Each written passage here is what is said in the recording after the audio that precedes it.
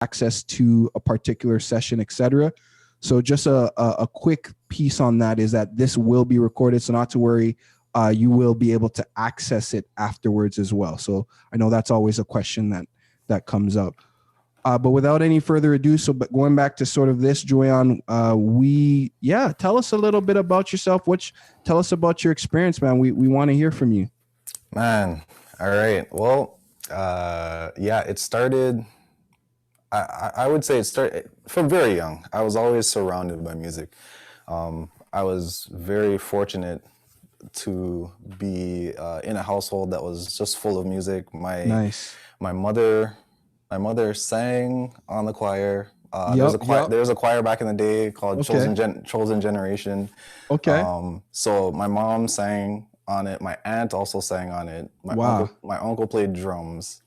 So I was like, you were surrounded. You had no choice. I was literally surrounded. Yeah. Okay, got you. Yeah, that makes a lot of sense, man. So music's always been going back over the years. That's great. Yeah. And just kind of moving on. So what kind of role, like, how did it, like, how, I know you eventually got onto this professional career path as a musician.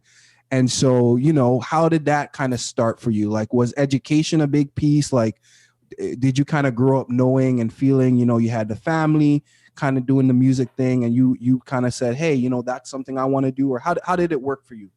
For me, it was church is like the biggest influence, I would say. Just every week, whether you're singing, you obviously start off singing. So I was like singing on the choir and stuff like that. Yeah. And then, the drums look cool because my uncle played drums. So like, I started kind of like venturing off there, but I wasn't good enough to like play like in the service. Okay. And I was like, so like I was nervous half the time. Like I didn't really play much in the younger, like play at church when I was younger. But yeah, being in that environment of just music, and my also my mom being a part of the choir. Right. My mom actually had me really young, so I was like either with my mom or my uncle. Like I went everywhere, and I was like, I was a very quiet kid. Like I knew how to sit down and just like observe, and just that's kind of something that I've been. It's been ingrained in my DNA to just being able to sit down. Some kids can't sit still. And it's hard to take them anywhere. But for me, I understood that. Oh, okay. If I just chill out, I can like hang out for a while. You know what I'm saying? So, yeah. So just being going to practices. If my uncle had drum lessons or something like that, like he would take me. So like I was always just in the music. As far as education came later. Got you. Okay. My mom, like I grew up in Rexdale. My hometown. I was like, what? It's crazy. And then I heard, like, I don't know, my brother might know you. It's a small world, man. It's that's crazy, man. It's a small world. Yeah. So you grew up like basically down the street from me, and here we are on a whole nother, it's funny how that works, huh? Yep. So like, being in that area, as I wouldn't say unfortunate, but like it's a low income area. Yep. A lot of government housing and things like that. Yep. But because of that, there's a lot of after school programs. And my mom was adamant. My mom actually took early childhood education, so she right. So she knew about different programs and things that were happening. So she would always get me into like some kind of after school program. Got you. So the combination of being at church, I actually got into a steel pan after school program in like grade. Was that at NAC? Yes. Okay. Yeah. Okay. Look at that. Right. Look at that. Yeah. Shout out to NAC. Shout out to NAC, man. North Albion Collegiate Institute. Yep. So that was like my first introduction to like stuff outside of like the church, world type of thing. Got you. So that was cool, and I actually got to play drums there. Nice. I played a few steel pans, and then I played the alto pan, I think, and drums at the time. Right. Then just through school again. Now when I got to grade 6, I did steel pan at Elm Bank. Okay, yeah, Elm Yeah, Bank. Yeah. Okay. so I was going to Elm Bank because I moved around in the area. So Yep, I ended yeah. up back in Jamestown. So I went to Elm Bank. Yep. And yeah, like just being a part of the Steel Pan, and like we had there's a guy that actually did the arrangements and stuff like that. Like he actually wrote Right. arrangements for like Steel Pan and stuff like that, Wow, okay. which was really cool. So like he at the time a big movie was Mission Impossible. Okay, And right. so I Yeah. remember that distinctly. So like he made this cool arrangement like for Steel Panels for Mission Impossible, and like we did it and stuff like that. Got you. Right. And to be honest, that was when I think that's when I actually realized I was like I was into the music. Like I had something going. Right. Yeah. Yeah, because we had to audition for the Steel Pan, and Okay, got you. so I played to I think I was on this soprano pan. Yeah. They they just wanted me to play Mary Had a Little Lamb. Right. The girl had to stop for a second, and she left the room, and she came back, and then I played the whole thing because I was able to find the notes type of thing. Okay, yeah. Like kind of like the drumline story a little bit. Well, yeah. So to be honest, like that's when like I realized, oh, okay, like I actually have a musical ear. Like it's not just like drums and stuff like that. Like, it was actually like, you know, other musical instruments and stuff like that. Wow, man, that's awesome. I played steel pan. I played violin that year as well. Wow. Yeah, so I was like a part of the string. So you got exposed to a lot of different kinds of instruments and music and stuff.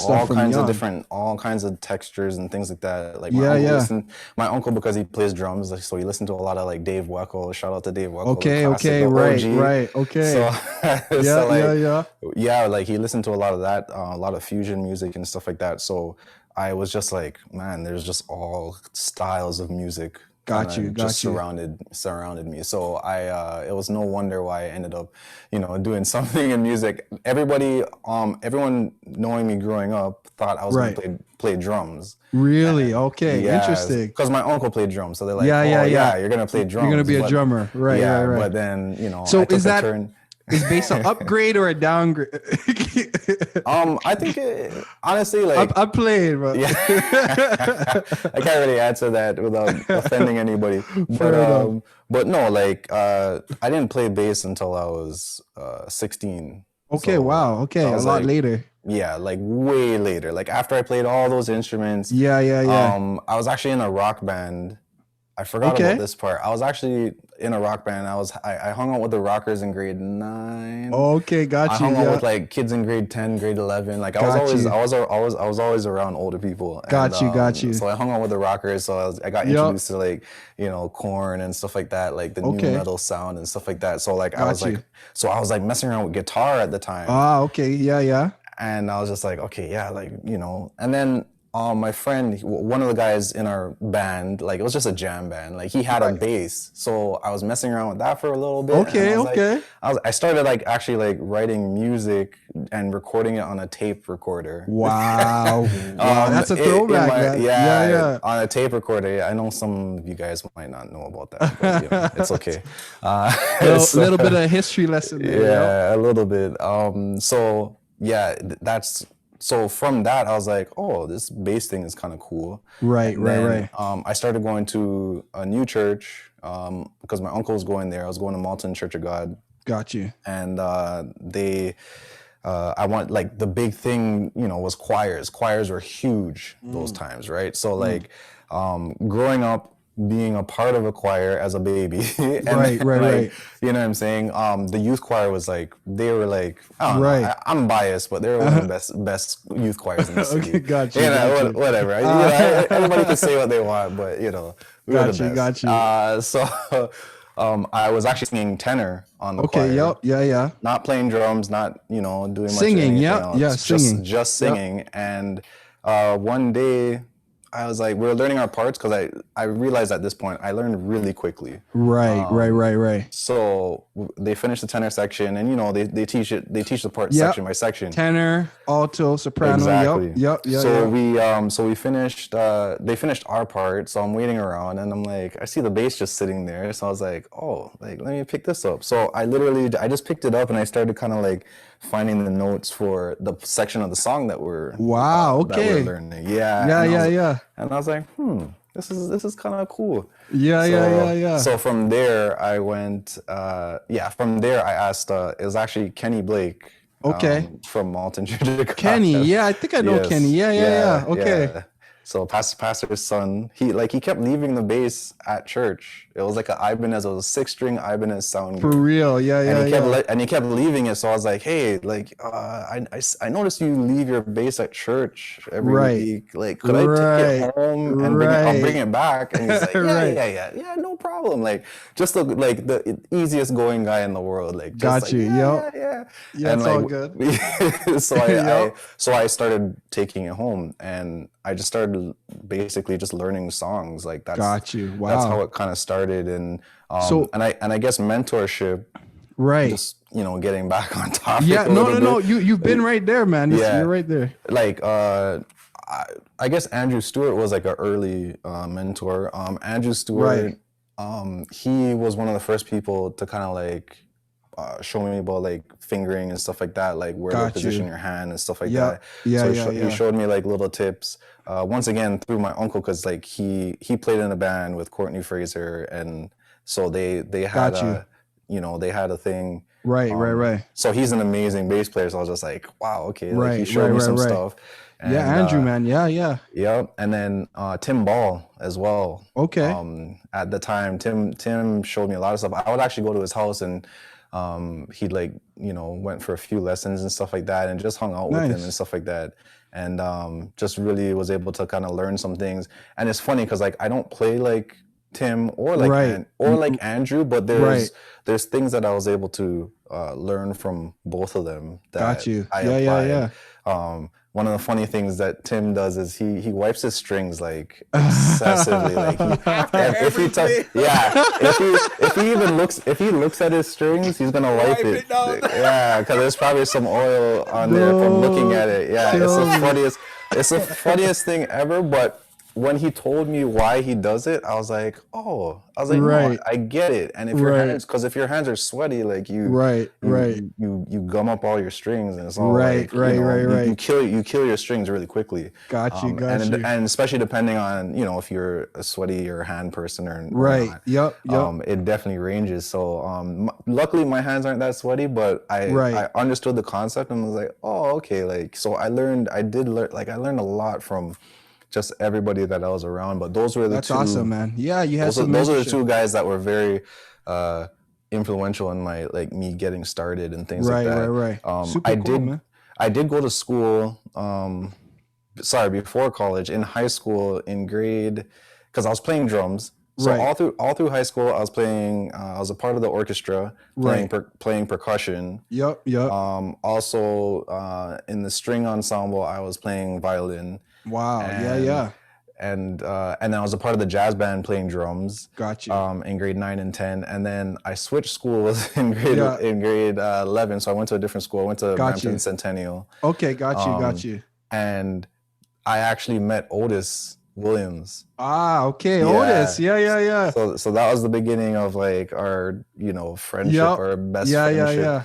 That's from high school. That's my brother. Yeah. Okay, for real. Yeah. That's what's up. So the joke is he's actually younger. He's two years younger than I am. Okay. And basically, so he was in grade 9, I was in grade 11, and so what I did was, because I just started learning bass at the time, I was like, maybe if I take bass in music class, it'll help me. Right. You know what I'm saying? Right. Yeah.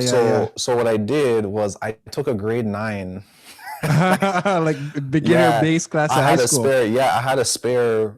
So what I did was I took grade 9, and I was in the same class as Otis. Okay. So I was playing bass in that class, and then I was also in a grade 11 class, which is hilarious. But wait, hold up. You went to Brampton Centennial? Yes, I did. I lived right next to it. Nice. Look at that. Look at that. Look at that, man. That's what's up. Yeah, man. So I took that class, and then that's when me and Otis started gelling and stuff like that. And then for the jazz band in that school, we actually both played drums, and it was just hilarious because we were just he was better than me. He was always better than me. Like he was always way ahead of me, but Right. it was just fun because like, you know, like the songs that I played, like I do a little something, and then the song that he played, he'd do a little something. He tried to outdo you a little bit. And then the teacher, and then the teacher would always like be like, "Hey, like keep it cool over there," you know. It was like, oh man, that's funny. It was fun times. It was fun times. That teacher, that one teacher didn't let us. I don't even remember his name, but he didn't. For real. He didn't give us any slack. He was just like, yeah. He was sorry. He didn't let us do anything. He just kept on like, okay, what are you guys doing? All right, let's get back to the, you know what I'm saying? He didn't like that stuff at all, but we did it anyways. So, yeah. But like, but that was like a little bit of education. So I learned, I learned some of the reading and stuff like some of the theory and stuff like that. Yeah. Nice. So you picked some stuff up. Yeah, I did pick some stuff up. And then when I graduated, I went to Brampton. Sorry, I went to Humber College. Yeah, Humber. Yeah. But like the funny thing is, I still barely knew how to read. Right. So it's a very much like a Drumline situation. Got you. For any of you guys that haven't seen Drumline, you have to watch. It's actually a great movie. It's a great movie.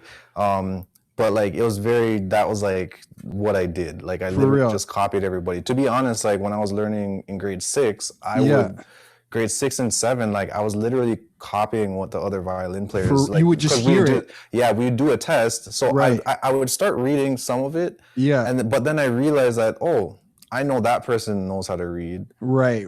So I know that they're probably right. Right. So what would happen is my ear would always take over from you know, the discipline of theory, which was right. Which to be honest, I never got over that. My ear always took over from theory, which was the demise of my college career. But yeah, like I would hear stuff.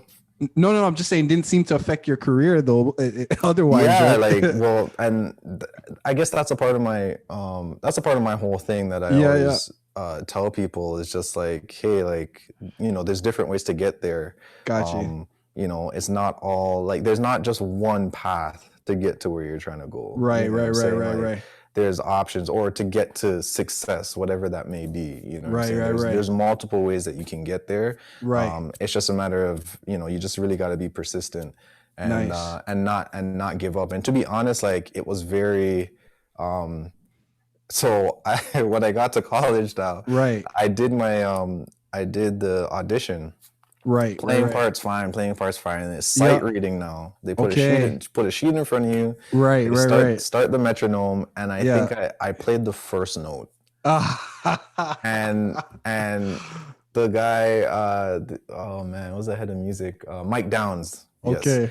He said to me, he's like, well, your reading is almost non-existent. That's what he said to me. His comment was almost non-existent. Right. And I was like, wow. I was like, yeah, I can't lie with you. I can't lie to you on that one. So honestly, that was always a challenge, and that was the toughest part of, you know, being in school. Right. But I only lasted a year and a half. Wow. Yeah, and to be honest, I wasn't sure if I was gonna graduate anyways. Like just going into it, I was like, I'm gonna get as much as I can out of this situation and this experience, and just take that and move on. Like, you know what I'm saying? Yep. Yeah.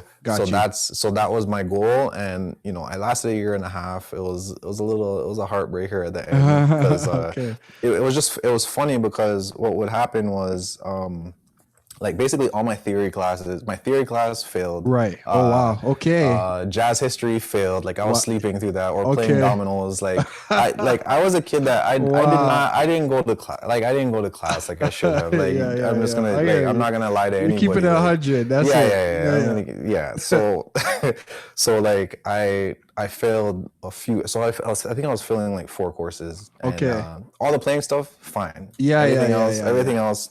Yeah, it wasn't down the there. drain. Yeah. Gotcha. General electives. What you mean? Not music related? I definitely was failing those. Yeah. Okay, for real. Fair enough. It's like, Fair enough. and not that I recommend that to anybody. Pass all your classes, you know, get the highest marks you can. It's always funny because I have kids, so it's always, exactly. It's always interesting, like encouraging them in marks because I let them know. I was like, yo, I'm not gonna lie to you, my marks are terrible. Right. But you know, I do understand, you know, you do need your marks, especially if you're trying to, you know, get the certain credits or get your diploma or your degree or whatever. Those kind of things. So yeah, so what I did, so from that experience, I was able to I made a few key, I guess, key relationships. Right. Okay. In that time. Right. I was with so I was already going to church with Larnell. Right. Larnell and Ricky Lewis. And then as well as Dion was another singer. She was also there at the same time. Right. Like a few singers from church were there. Right. And then I met a few other people in there. One guy that sticks out in my mind is his name is Ben Nuds, and he does a lot of production, a lot of indie pop and like mainstream stuff. He's always working hard. So he works with he actually got me on a lot of pop gigs. Okay. Right. Yeah, like coming out of school, like once he got going, it's like it was an easy call because we already had that connection, that relationship. Right. And no, it's funny. Like, yeah. No, go ahead. Like I made quite a name for myself while I was there. It's just that making a name for yourself in school doesn't necessarily mean that you're gonna pass. Right. Because like I played at so many final recitals, so many people's, because we'd have solo performance classes and stuff like that where you know, you'd have to do mini performances and then and then you do your final recital. So like I was playing for all the older, you know, years students and stuff like that. And like, because everybody wanted to do R&B, and that was my bag. So I was like, okay, like reggae. So like reggae and R&B, it was like I was the guy. Like, you know what I'm saying? Got you. You know, a little bit of jazz. You know, if it's a nice ballad, like I love playing that stuff. That's cool. Got you. But like, you know, the burning jazz, or it's like, like, I'm not doing that. That's not my area. That's not my area. Okay. So yeah. And I'm sure you could probably still wreck that stuff, but anyway. Yeah, it's been a while. So now it's interesting. Like I just went down a certain path and I just kept going. Awesome. Despite, you know, the challenges and things. No, like it's I love the conversation because you literally just covered like the next question that I had, which was like, what lessons have you learned? And you just completely talked all about that along the way and the different connections and how you kind of got to where you are now. Yeah. And so I guess the only other, you know, kind of question, and this is a question I know a lot of people have, especially coming to workshops like this, is like, how do you navigate that line between artistry and business, right? Like you kind of talked a little bit about it in terms of like your schooling and like the playing part was like, no problem, like for you, right? But then like there was these other aspects of it, like the networking, the business, all that stuff. So like what kinds of advice or suggestions you have in terms of navigating through that? My biggest advice, and I wrote it down. Okay. All right. Prepared, right? There we go. Yeah, honestly, it's relationships. That is the biggest, that's the ultimate. That's at the top above everything else. It's the relationships. Are y'all hearing that? Y'all hearing that? Y'all hearing that? Relationships. All right. If you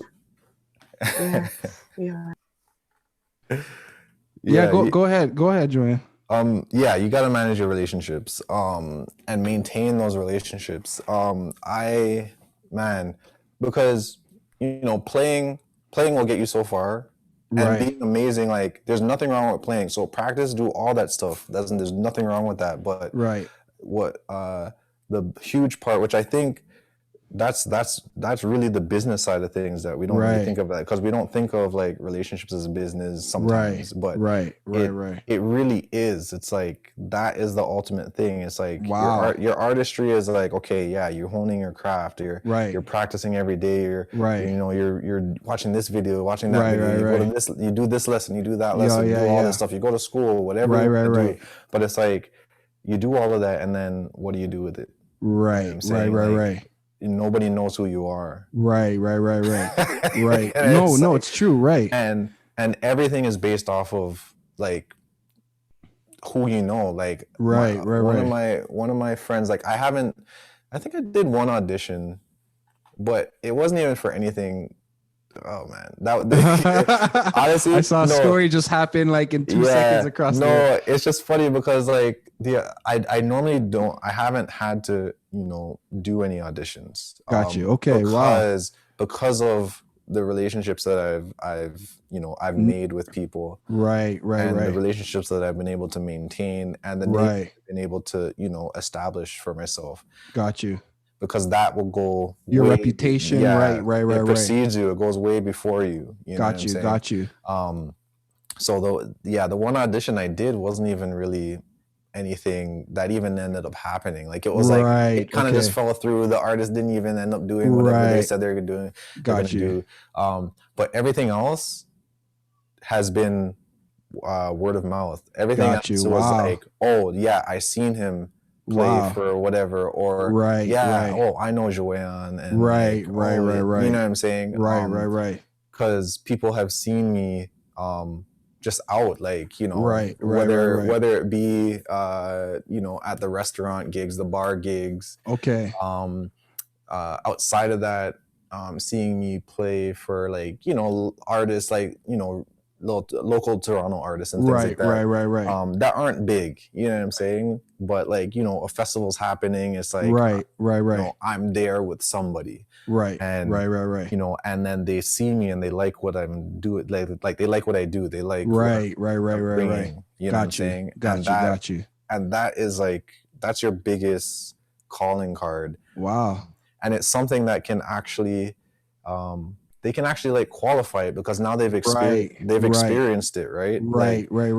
They can kind of say, I've heard you play. Like I know this guy. Right? Yeah. Oh, I love the way he plays, or I love the way she plays. Like I love the way.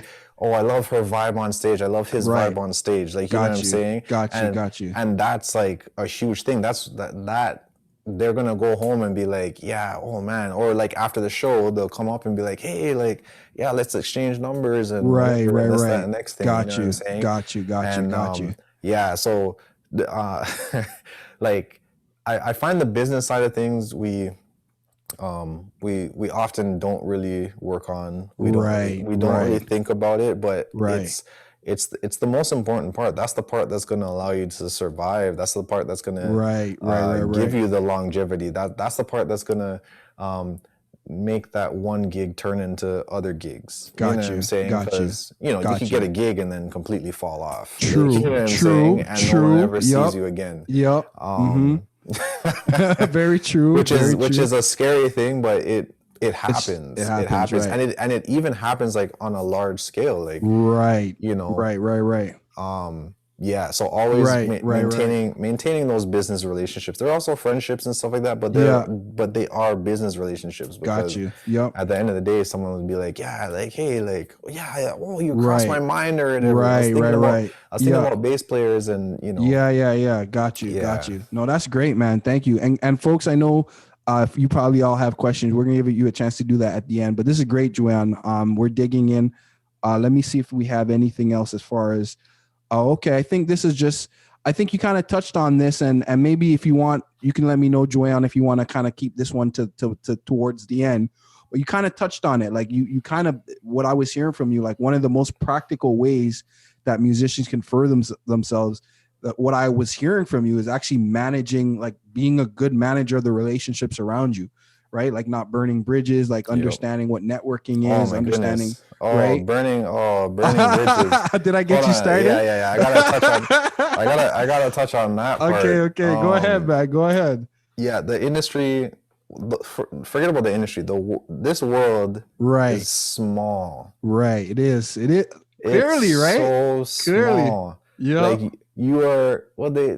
I was talking to my kids about like 3 degrees of separation or something. There's some kind of thing, and basically, I could be mistaking the whole thing, but basically, there's this concept, regardless of what it's called. Yeah. Basically, where like you're a couple people away from whoever you're trying to to meet or whatever. Right. Right. Okay. So, interesting. Right. So it's right. If I know Larnell, right, and you know me, that's only like you're one step away from knowing Larnell type of thing. Got you. So it's and that has been so real. right. In your life, huh? Yeah. In my life, yeah. So it's like honestly, like being a good person, like being someone like people will take someone who is cool to be around, that's not a liability. Right. Meaning like they don't have to worry about you doing some craziness. Right. That is either going to put yourself in danger or put them in danger. Else, right. You know what I'm saying? Or someone in danger. Right.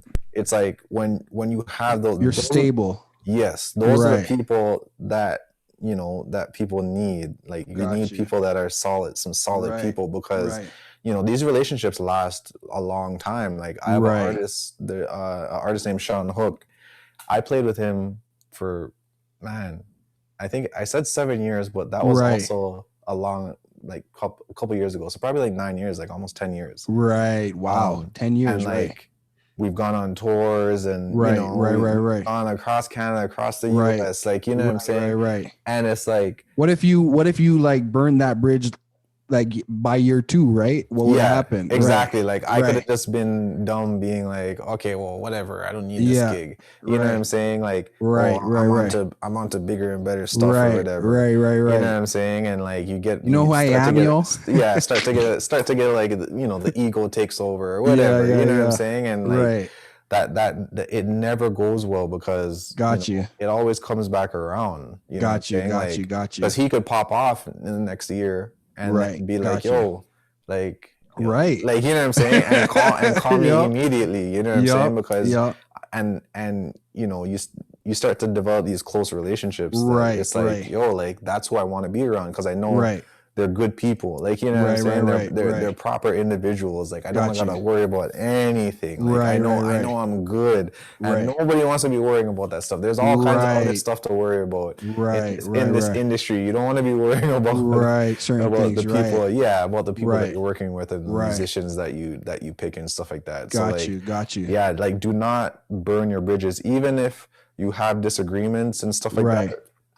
And this is also like a business thing, is like, you learning how to communicate, learning how to, even if you have issues and stuff like that, like if you're gonna part ways, there's ways to part. There are ways to part and not have it be this huge, crazy thing. And to be honest, like I've had a couple. You've had to do a couple in your life. I've done a couple, and it's funny because it was with the same. 2 times it was with the same people. One time it was with somebody else. The second time, obviously, I have not played for that person since. Got you. But it was like, it was a situation where I just clearly laid out that I wasn't going to put up with certain things, and I'm going to move on. Yeah. And the thing is, like, even if you're doing that, like, it's the way you do it. Like, don't like go for the, try to stab them and like, you're dumb. You'll never do anything. Like, you know what I'm saying? Like, no, where's my money? Right. Yeah. Like there's a way to do it. And, you don't have to leave the situation where people feel like their life's threatened and all kinds of stuff. Professionalism, right? Yeah, is that kind of what it comes down to? 100%. Being professional, even in the good situations and the bad situations. Right. Because like, stuff will happen, and it's like, the way you handle it really goes a long way. And got you. Yeah, it's that is probably the biggest way. Is wow. Yeah. No, that's so insightful, man. Juwayon, you've already, it's been about an hour and you've already dropped so many nuggets. Like if we were to end here, I think we'd be okay.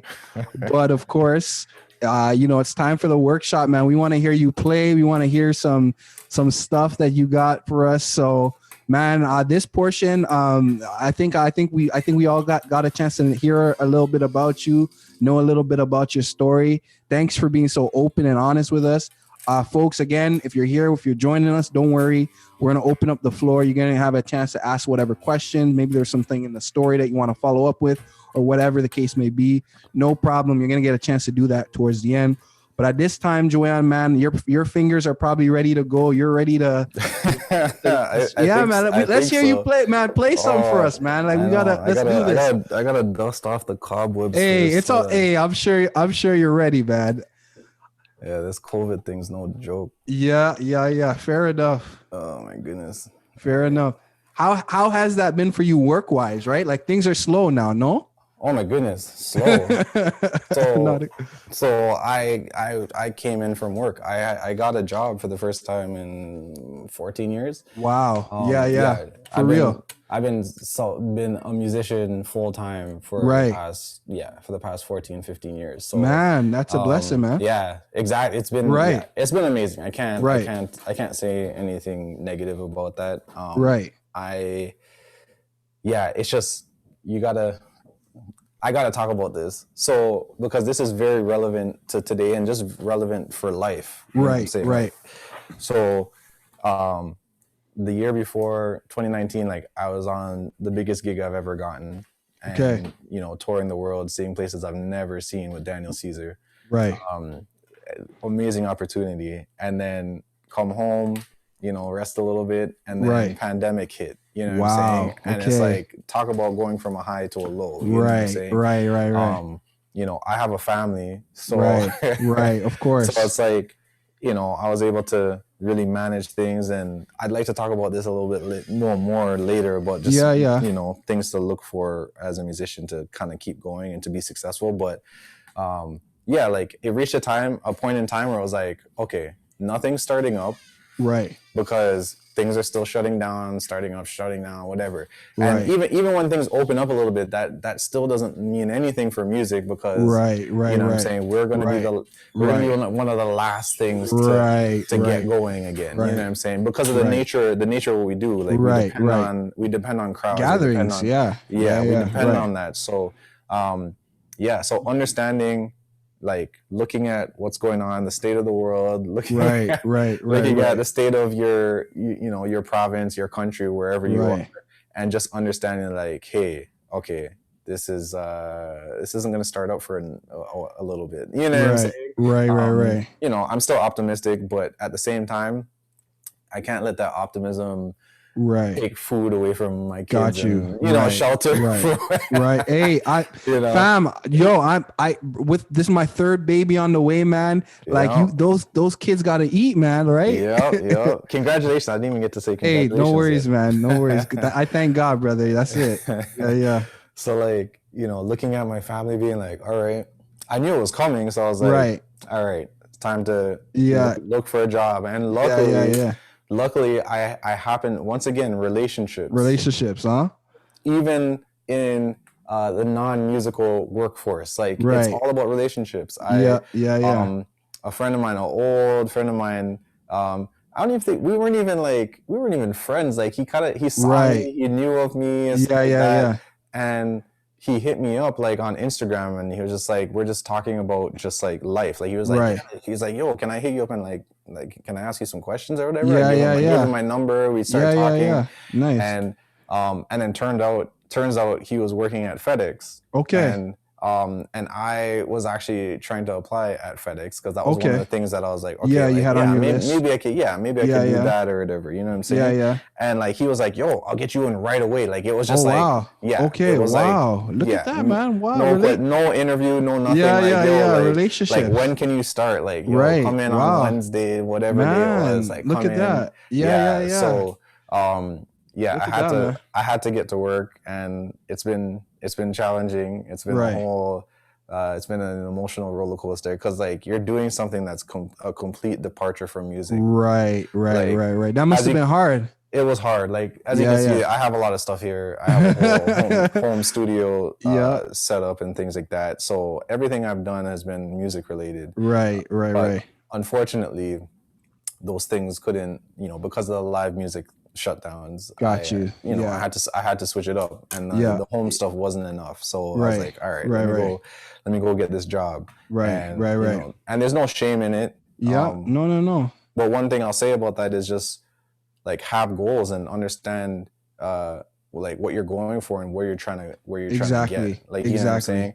Like, this isn't the end for me. This is just a pit stop. Exactly. You know what I'm saying? This is what I got. This is what I got to do right now. There's no shame in it. Other people do it on the regular. I don't even know how they've been doing it this whole time. I know some people that have had jobs or whatever. Right. So it's like, okay, I could do this type of thing.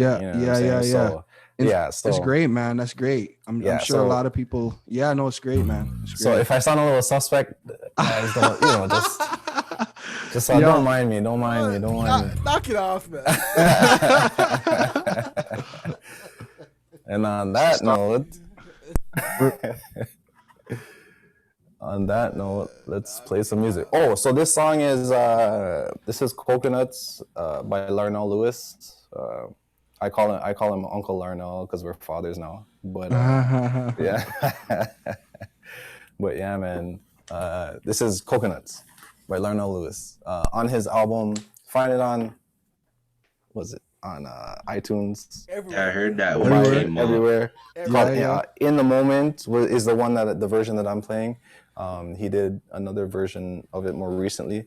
Amazing man, period. Right. The best guy in the whole world, period. It could be, man. Forget about drums, best guy in the whole world. All right, here we go.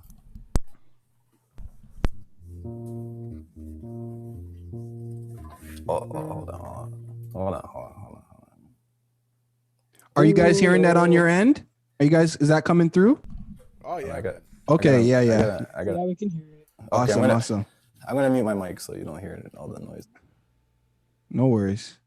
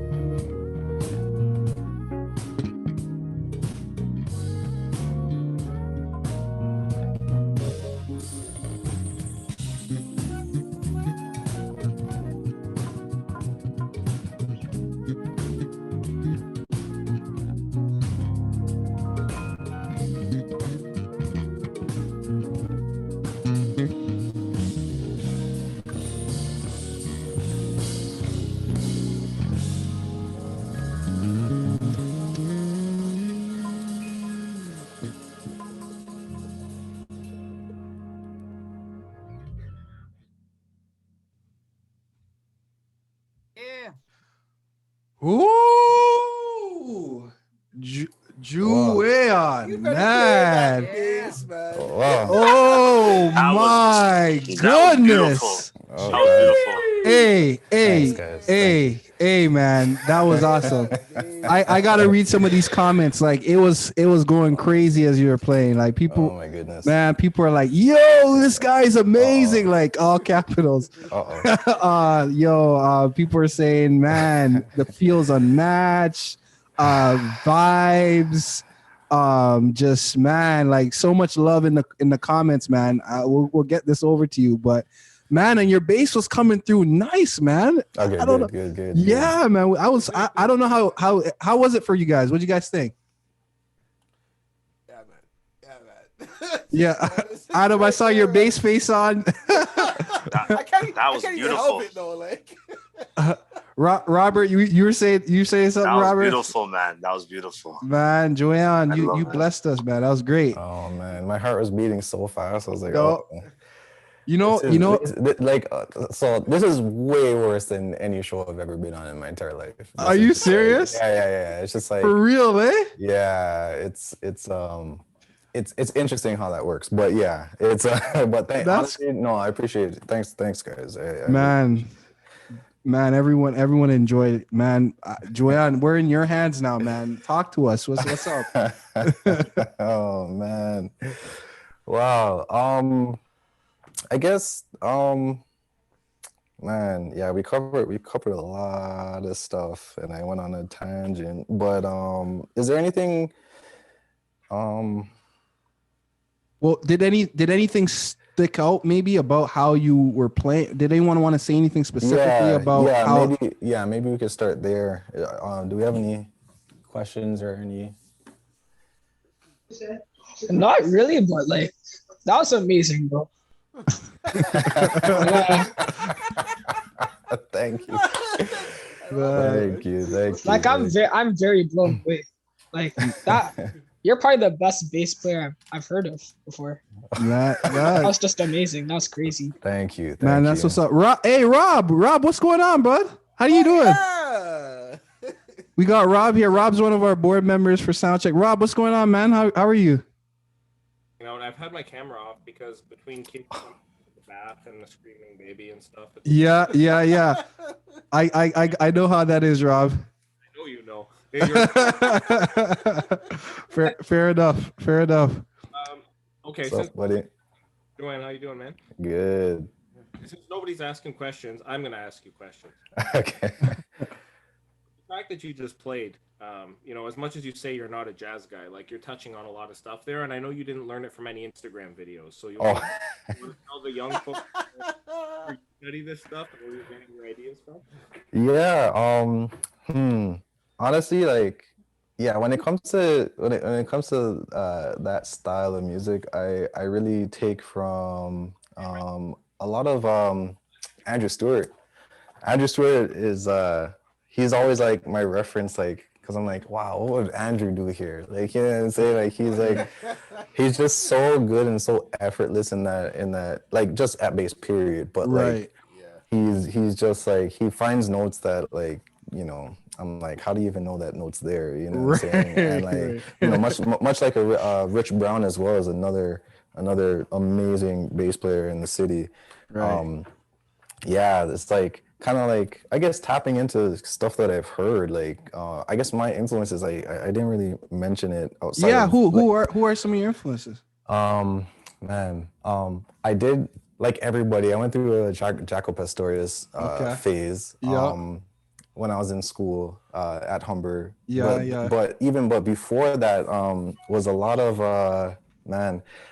Maurice Fitzgerald. Okay. Yep. Yeah, like I just found that like a lot of the gospel music that I was so into, he was playing. He was just playing. Yeah. Like one of my favorite things was the Kimberell Live.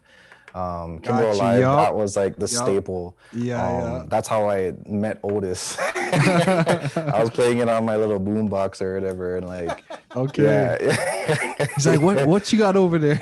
No, he knew what it was. We're at camp. I was playing Kimberell, and he was like, "Yo, you listen to that too?" And I was like, "Yeah." I didn't even know he played drums. Like I never met him before. And that was like our first, like, you know, interaction. That was like our first situation. That's actually funny. But Maurice Fitzgerald is a huge one. And Marcus Miller. Gotcha. I don't slap as much now, but Marcus Miller was so versatile, and that's the one thing that I really, that he's like above. Right.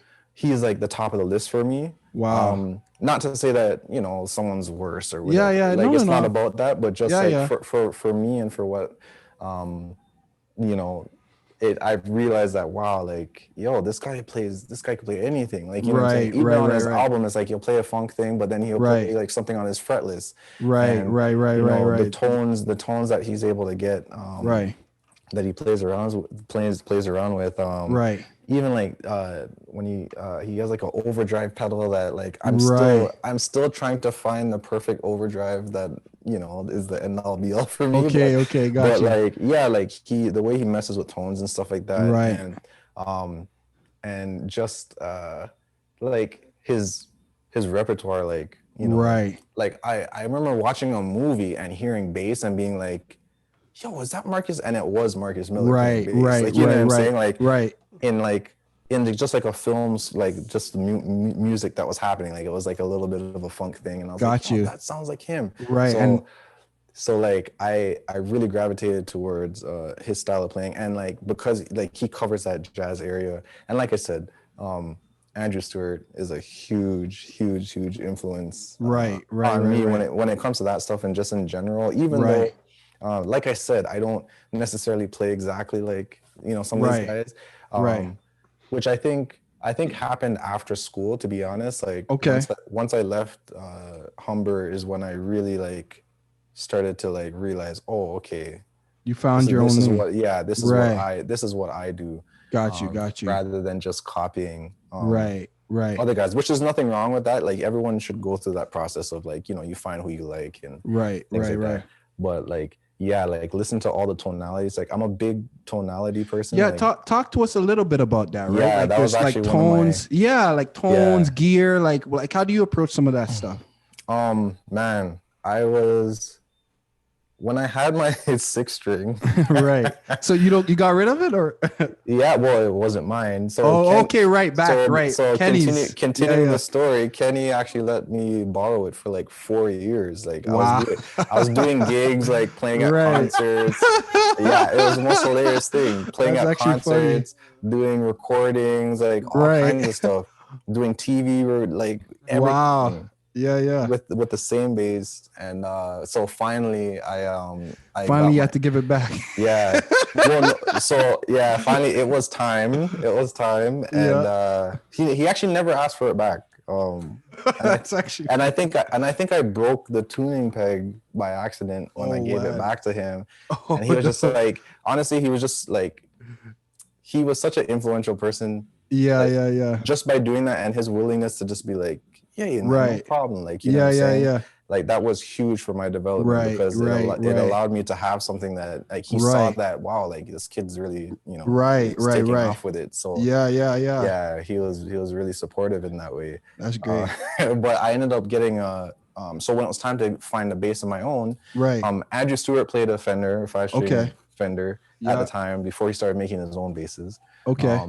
And I loved the way that thing sounded. Right. He just, and the way he would manipulate tones, because like I'd see him play in church. Right. And then I'd see him play, at, a club somewhere, like, you know what I'm saying? And like seeing the different tonalities and the way he approaches the instrument, where he places his hands. Like I really took that, to heart. Like I was like, okay. Like, you can do that. And then I went to my instrument. I'm like, okay, like, it sounds rounder if I do this, or it sounds I can get more mid-range and more attack if I do this. And talk a little bit about that, because we got some bass players on here. Like, why don't you break that down a little bit for some of the guys that are here? So basically, what I'm talking about is just like, it starts because your tone comes from your fingers.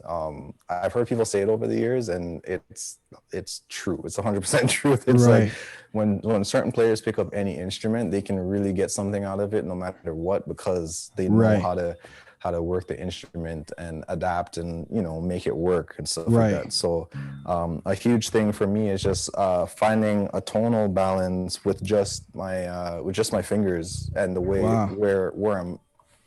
where I'm plucking the string. So you got a jazz bass there. Is that what I'm seeing? Yes. So this is a 5-string elite jazz. Got you. There we go. Yeah.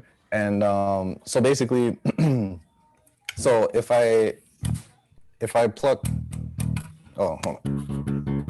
if I pluck further back, I get a lot more mid-range because I'm I'm over the bridge pickup. Right. There's also physically more tension. Right. If you slide your fingers back. Got you. And all bass players like experiment with this, and really mess around, and you'll understand exactly what I'm saying. So there's definitely more tension because it's closer to where it anchors over here. Right. So so it'll be a lot more mid-range, more attack, and then as you start to go further, it'll actually get more rounded. So if you listen, got you. Okay. Hand slipped. Oh wow. Yeah. You see what I'm saying? So, yeah. And that's just with your right hand. You know what I'm saying? That's just where you position your right hand. So because I found, like, when I see Andrew do it, or any of the other bass players and stuff like that, like, they really take advantage of that to get the tone that they're looking for. Exactly. And that's without any pedals. That's without right. Any EQ, without even touching. I didn't even touch the EQ. Like I play active basses just because I'm a tone snob a little bit. It just allows me to carve out the EQ in the way I want to. But Juwayon, just one. Sorry. Keep that thought. I just want to honor a question that came in because someone also said they're gonna have to step out, but they wanted to ask. Their question is, honestly, how many tries did it take you to play the song perfect? That's the question that I got. Oh my gosh. Oh man. Well, I'll say I'm still trying. Yeah, no, honestly, I played it better the other day and I was kind of disappointed, but it's okay. It's just that's the nature of how it goes. I know how it is. Yeah, it just is what it is. But yeah, it took me, I don't know, I touched it a couple weeks ago, a couple times, and then last week, one day last week, and then I think Sunday when we did the test, right? And stuff Yeah. I just kind of stuck around and I just did my thing. So honestly, to be honest, I definitely could have touched it more, and I definitely need to be playing my bass more often. I feel kind of terrible because I don't touch my bass. It is what it is. It's kind of like just life right now is just different for me. So I don't touch my bass as much as I used to. But but yeah, definitely I encourage people to, practice your stuff and take the time. And Juwayon, I want to your instrument. I want you to touch on that point a little bit, because you mentioned it, right? You kind of talked about your journey, you kind of had to work, to get your skill level to a point where you can, give yourself a couple days to tackle a song like this, right? Talk about that journey and kind of getting ready, and there's a couple other questions that I'm seeing come through as well. But okay, go ahead. Yeah, for sure. So I hear people talking about practicing for 8 hours a day. I never did that, but I would practice for a couple hours, just intensely, and to be honest, a lot of my practice starting out was literally just learning songs. Right. And the way I learned songs was just very meticulously. If I missed something, I'd go back. You know what I'm saying? And later on I kind of refined that process, but it was I would learn the intro. I'd take it in sections, right? Got you. Yeah. Talk about how you practice a song. Yeah. So as far as I can go, I take it in manageable pieces. So I'll take the intro of a song, learn it, and then basically play it. And once I'm comfortable, then I move on. Got you. You know what I'm saying? Yeah. And I do that with each section, and and earlier on, I used to do this more meticulously, but I would actually, so if I went to the second section, I would basically play the first section flawlessly, then go to the second section. Wow. Yeah. So really work it, because I found that, my brain, for myself personally, and I would extend this to other people as well, but it allows you to understand how things work and go from section to section of a song. Yeah. So I would play the first part into the second part, and then learn the third part, and then you know what I'm saying? And right.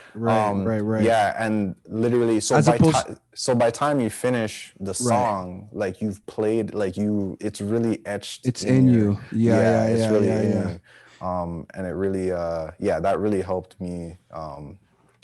Right. I was gonna say, as opposed to even assuming, because you're talking about that meticulous way of learning a song, as opposed to just assuming, it's the same as the last time. You're really digging in on the nuance. Right? So that's a thing that I find a lot of people miss, and I realized this when I play in a corporate wedding band. And they'll be like, okay, we're doing this special song. The second verse is like the first verse, but it has a different, you know what I'm saying? There's always exactly. The second verse. Yeah, maybe the second. Yeah, there's something different about the second verse. You know what I'm saying? And then that's when you realize who actually learned the song and who didn't. Right. Because the ones who actually learned it will catch the part that's different, right? You know what I'm saying? Got you. That's actually funny. Because I guess in the interest of time, some people cheat or whatever, or some people don't even realize that. But that's something that I learned very early on, that that way I can catch the differences. And, be prepared for that. Got you. Actually playing the song. So yeah. Yeah, no worries. We had another question that came in. So if I just wanted to get it in. Yeah. So the one person was saying, actually, so is your bass tuned down a semitone? and why they wanted to know, and how, and also if you can talk about how you use EQ or how you use it. I think. Okay. Yep. So, okay. Can you remember the second part? So okay. Yeah. The first part is like, why'd you tune down? Okay. So I tuned down. So basically, all the stuff I was learning was Maurice Fitzgerald. He was the one that was playing bass. Right? Gotcha. So like very early on, like I said, the Kimbrell album, like I literally was just like every song I was just learning that, right? I realized very quickly that I was like, oh, I don't have that note. Like he slid to an open string, and I was like, like I don't have that. Right. So I was like, oh, maybe it's tuned down or whatever. So then I tuned it down, and so when I got to school, I tried to tune back up to standard tuning. Yeah, it threw you off. And, no. Oh, by the way, I tuned the whole bass semitone down. Right. Not just the one string. Right. I've seen some guys. I'm not gonna name any names out here, but there's some guys that I've seen that I can't wrap my head around it. But they will just detune the B string only down to, B flat or A. Wow. Yeah, but I so for so everybody knows I tune the whole bass down. Got you. And that's the reason why I did that, was so that I can play those songs, because I wouldn't be able to play them like I wanted to play them verbatim, like what I'm saying. So I wouldn't be able to do that if I didn't do that. I guess moving forward in my bass playing, life and career, I actually started. I would do that. I bought a 4-string like way later. Right. So I finally bought a 4-string. It's actually right here. You guys want to see it? Yeah. Let's see that. Yeah, it's kind of broken because my kids broke it, but oh no. Yeah, it's not actually broken, but this, if you can see the. Okay. Oh, okay. Yeah. That's not supposed to happen. So what? I've never seen that. What is that? Oh, okay. It's broken. Worry. Yeah, these are special. No. It's not broken. These are special. Yeah. Custom, what is? Excuse me. No, I'm just joking. It's not. You're flossing out here. It's not custom anything. It's something fell on the bass and literally just bent. Oh wow. So, yeah. There you go. COVID, eh? So this is the bass that I ended up getting, and another Fender. Look at that. We got Larnell online. Larnell, what's going on? Oh yeah, man. There you go. So I got this one because I actually tried it in the store. I was looking for something that was a P bass, actually, because I was looking for that tonality. Yeah. And then I found that the American Deluxe, or the Precision Bass Deluxe, also has a bridge pickup on there. Right. Pickup. So when I played in the store, I was like, wow, I love this. I actually really love this bass. I love the way it sounds, and just off the bat, which is how all my basses are. Like it wasn't like, oh, it sounds kind of okay in the store, and then right. And I did some stuff to it. It's like, no, like it actually, like they actually like kind of spoke to me a little bit. Got you. Yeah. So I got this bass, which brings a different tone palette to the situation. I can completely go all the way and use my Precision pickup if I want to, or I could blend the both of them. It just allows me to, the bridge pickup will give me a little bit more attack and more, you know what I'm saying? Right. And then obviously the P bass is just, it's its own sound. Right. And how, like for you, like I was about to ask, like, do you generally prefer, like, is your go-to a jazz bass, like over, like just you in terms of your sound and what you're going honestly, it's not, I don't know, it's all branding. They got out first. Their basses are everywhere. You know what I'm saying? But but I did grow to love them, and the ones that I own, I like all of them. They all bring something to the table. Nice. But I guess speaking of this one, because it's a 4-string, I get a little bit of anxiety about like not playing low enough notes. Oh, you know okay. What I'm saying? On a gig or whatever. So like I'm like, oh man. Like, do you tune that as well? Yeah, I detune this one. So previously I had it tune down a whole step. So D, right? D was my open string instead of E. Okay, and gotcha. So I tuned the whole thing down a whole step because the artist I was playing for that I mentioned before, Sean Hook, a lot of his songs were actually in D. And basically, like, to be like, if you ever see me play with him, this is the bass that I'm playing for the most of the set. Gotcha. Just because it just wasn't the other songs, the notes that I need to play in the other songs, I don't need to have a 5-string for that. And have that extra low B string. So I just tune it down to D, and then that's it. Like, got you. So yeah, and it gives that tonality that the precision pickup brings. Right.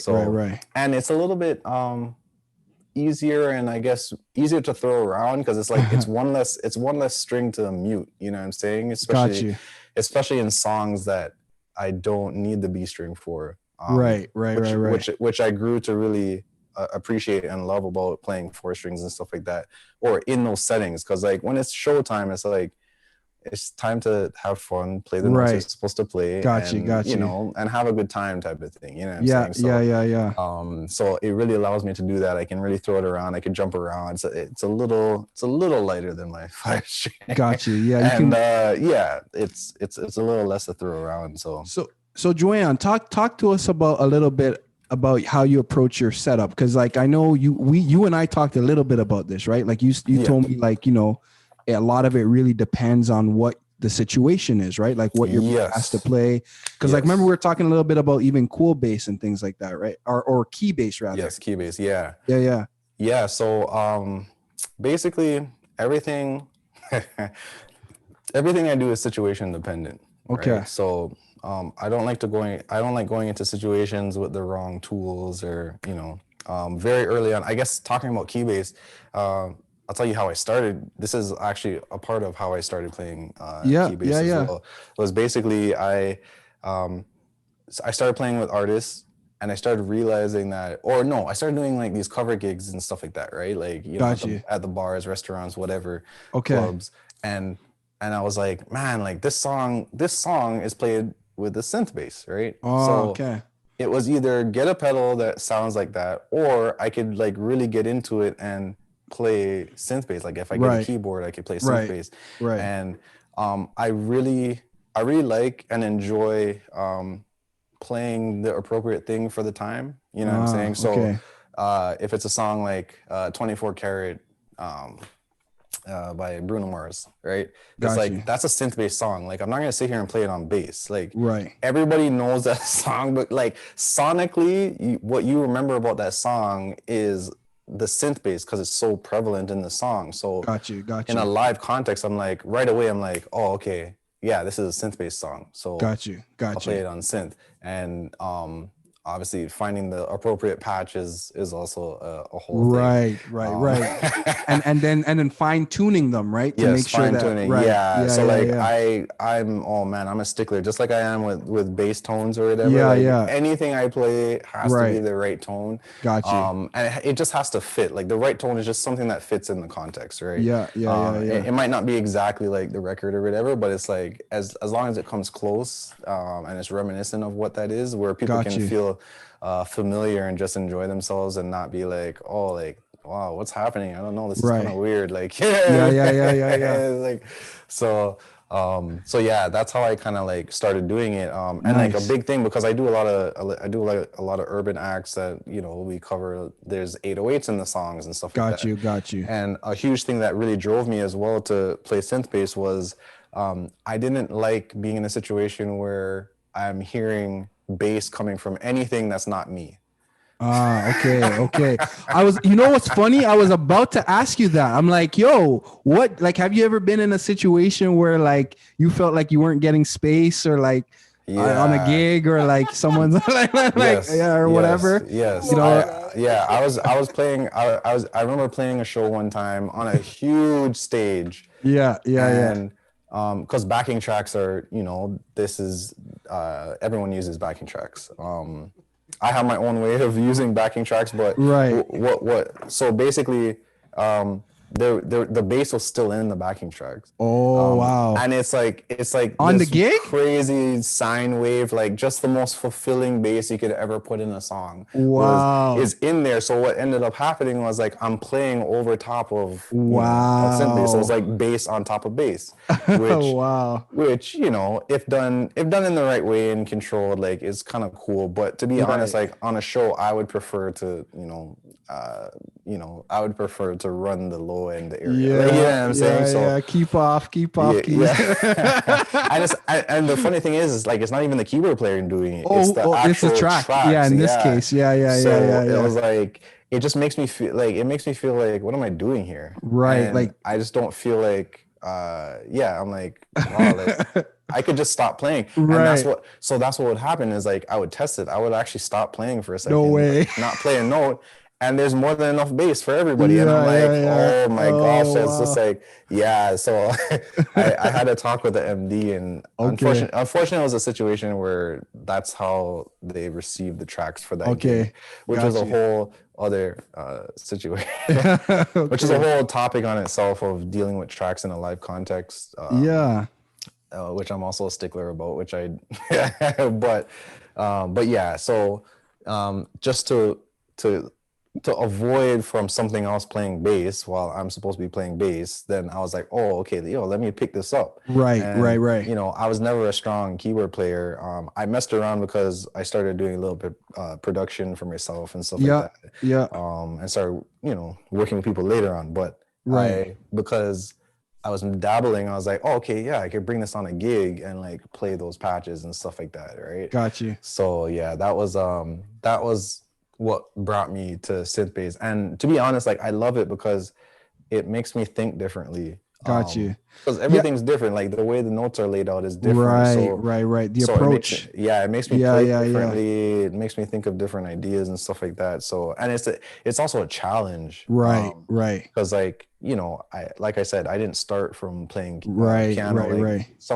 I know a lot of players that are way stronger at keys than I am, right? That play bass. So like when they play synth bass, it's like whatever. It's like it's a joke to them, right? But for me, like it was a challenge. Yeah, it's a challenge, but I enjoy a challenge, and I enjoy and I don't mind putting myself in situations where I am challenged a little bit because it allows me to grow, right? Yeah, it's like that's. Yeah, like get in there and get to it, like what I'm saying, like that's a huge thing. No, that's huge. Real quick, I had a question that came in the chat. Do you use MIDI key for synth bass, or do you use like a Moog or like an actual analog synth? Okay. I use all of the above. So I have a Chord Kronos here. Okay, yeah. Before I was using a Roland Juno G. When did that come out? Like 2010 or something like that. So I was using that for years, and then I finally I upgraded like maybe like 5 years later or something to this, to the Kronos, and basically I got the Kronos. Someone's like, why the Kronos? Like, what is it? The sound pack? Is it the feel? So I'll tell you why. Like the sounds in it are great on its own, but I'm able to sample. So I can sample sounds, which is what I do a lot of. Right. So like my 808s are sampled. Right. I actually sampled a go-to sound that I was using in my Juno G. I put it all on here. So it's like all my go-to stuff. I put it on here. Plus I have all the stuff that's on here. Wow. And like I later on in, I guess, a few years, as I kept going, what I would do is sometimes I play keyboard parts as well. So like, just like little filler stuff, kind of like to stretch myself, but also to fulfill the music. Like I'm all about the context and the music, right? So right. If there's a part that the keyboard player might not be able to catch, and I can physically do it, then I'll do it, right? Like a split kind of thing going where you're doing key bass and then you got another sound. Okay, nice. Yes. Wow. So like with the artist Jordan JRDN. He with his set, we didn't have a keyboard player, so the keys were in the tracks. And then we had Otis on drums and my boy Giordan on guitar. Right. So basically I would cover certain transitions and stuff like that, like on keys. Right. And this keyboard allows me to seamlessly switch between patches, which is an amazing feature. Right. I can sample, so like I was able to sample stuff from the record and do all kinds of stuff. So like it's a very flexible board if you really get into it. And it's reliable. It's more reliable than what other keyboards are because of the way it can bounce back. Because sometimes I'll switch to a patch and play one sound and then switch back. Oh wow! Yeah, and it's that user interface. Quick. It's very quick and nice. Just the way. So I'm able to do stuff on this that I'm not able to do on other keyboards. Nice. Splitting the board or whatever, and I can still split the board and do all the other stuff. Yeah, and split the outputs because I would play keys out of a different output than the bass. So I'd have so like nice. That's crazy. So listen, we got some folks online here. I just want to hear, like, do you all have some questions? And Juwayon, let me know if I don't want to cut you or anything, but I do know some people have some questions, and I just want to make sure they have some time to kind of get that in. Did folks have any other questions that they wanted to go for Juwayon here?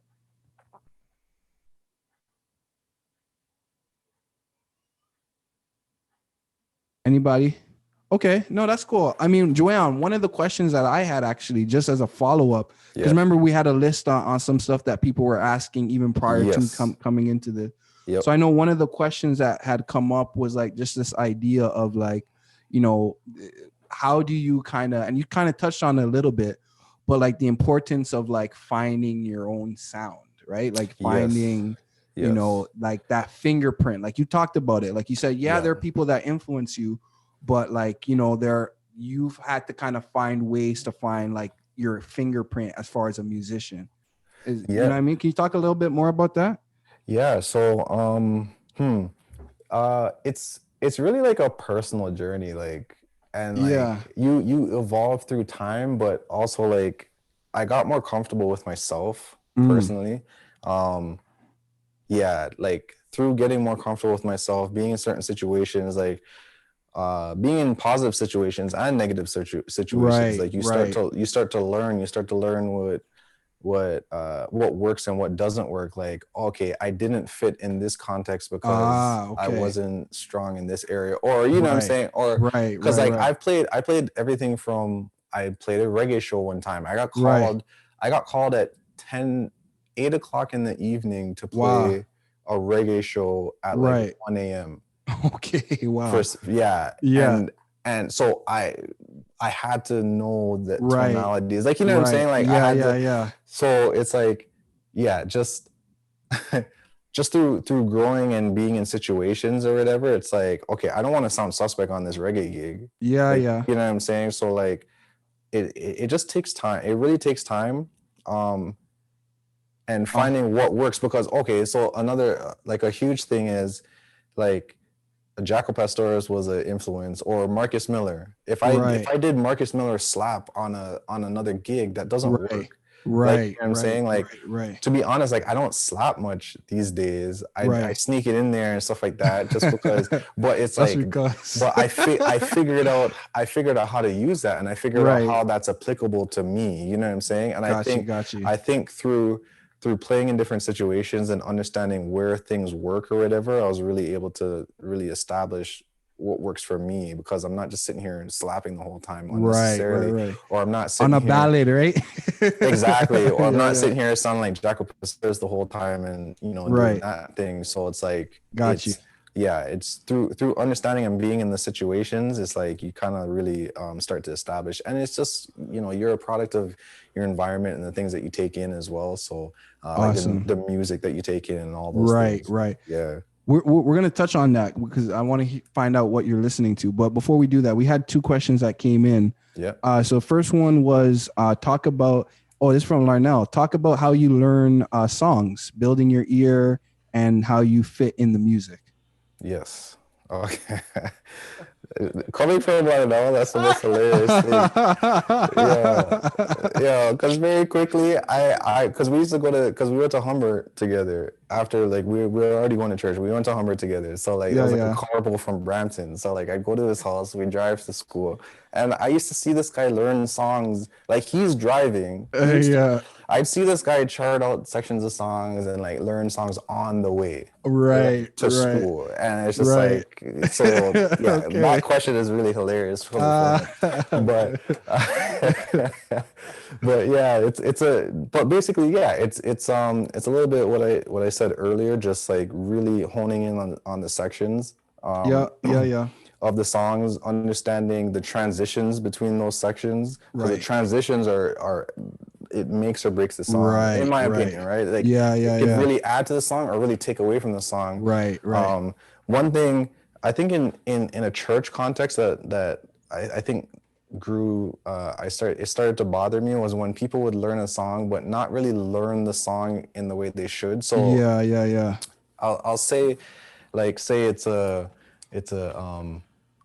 like give us an example. I will bless the Lord. Right. Titrabit, right? Yeah. So people won't understand how to loop that section because they never really learned the song properly. Like, you know what I'm saying? Like you don't know, because you didn't get into the music like that, right? So now you get to the end and then you get stuck.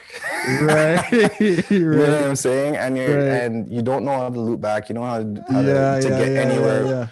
Also, if someone calls a different section, as praise and worship leader, you're not even prepared. Like you're like, oh, okay, wait a minute, no. How do we go back? Yeah, how do I go there? Because we didn't do this or whatever. So it's like really paying attention to those details is a huge thing. A big thing that I saw Larnell do was just like just charting stuff out. I found in a pinch, my charts are not proper charts at all. But like I'll make a chord charts and I'll make any reference that I need to remember what's going on, because I've do that a lot? I've learned so many songs. I do it whenever I'm learning a new song for a gig. Not necessarily just randomly, but for a specific purpose. I will do that. I will chart it out, and I find that because I was thinking, because of where my brain's at, to think, okay, this is, F sharp, or it goes from the 1 to the 6 to the 4 to the 5 or whatever. Because my brain's already thinking about that, and I'm listening to it as I'm doing it. Then when I listen to it again and I pick up my bass, I'm so much closer. Like, I'm like pretty much right on to where I need to be.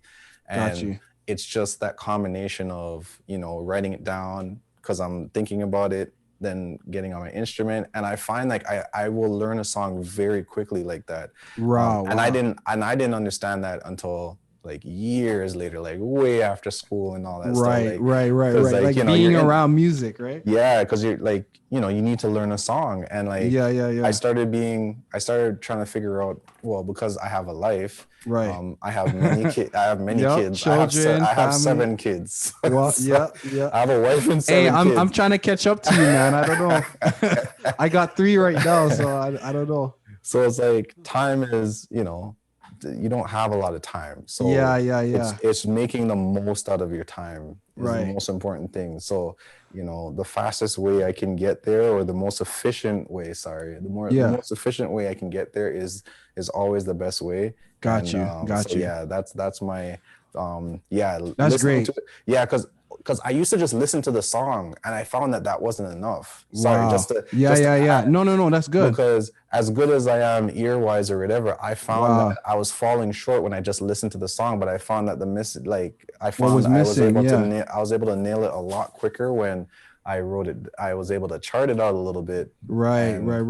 And play it, and I'm like, okay, like now I'm actually it's cemented in you. Got you. I'm like way further ahead that way. So no, that's great.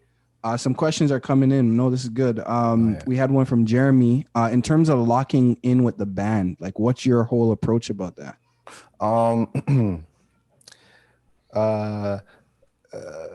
It's listening. Because once again, like I'm big on context. Context is everything for me. I don't want to play anything out of context. I feel like that's the worst thing. I don't play bass this is just my personal philosophy. Like, I don't play bass to hear myself. Right. Like, I play myself to fulfill what needs to happen. Right. Within the song. So, and I think I learned that because I played in orchestras and other things where it's not about you. It's not about me, the one of 4 violin players, or you know what I'm saying? Like, it's not about that. Like, no one's like, oh, yo, you killed that violin, bro. Like, you know what I'm saying? Like, there's no solo. Yeah, like no one's doing that in that context, right? So, like, understanding how to fit and how to play my part. Right.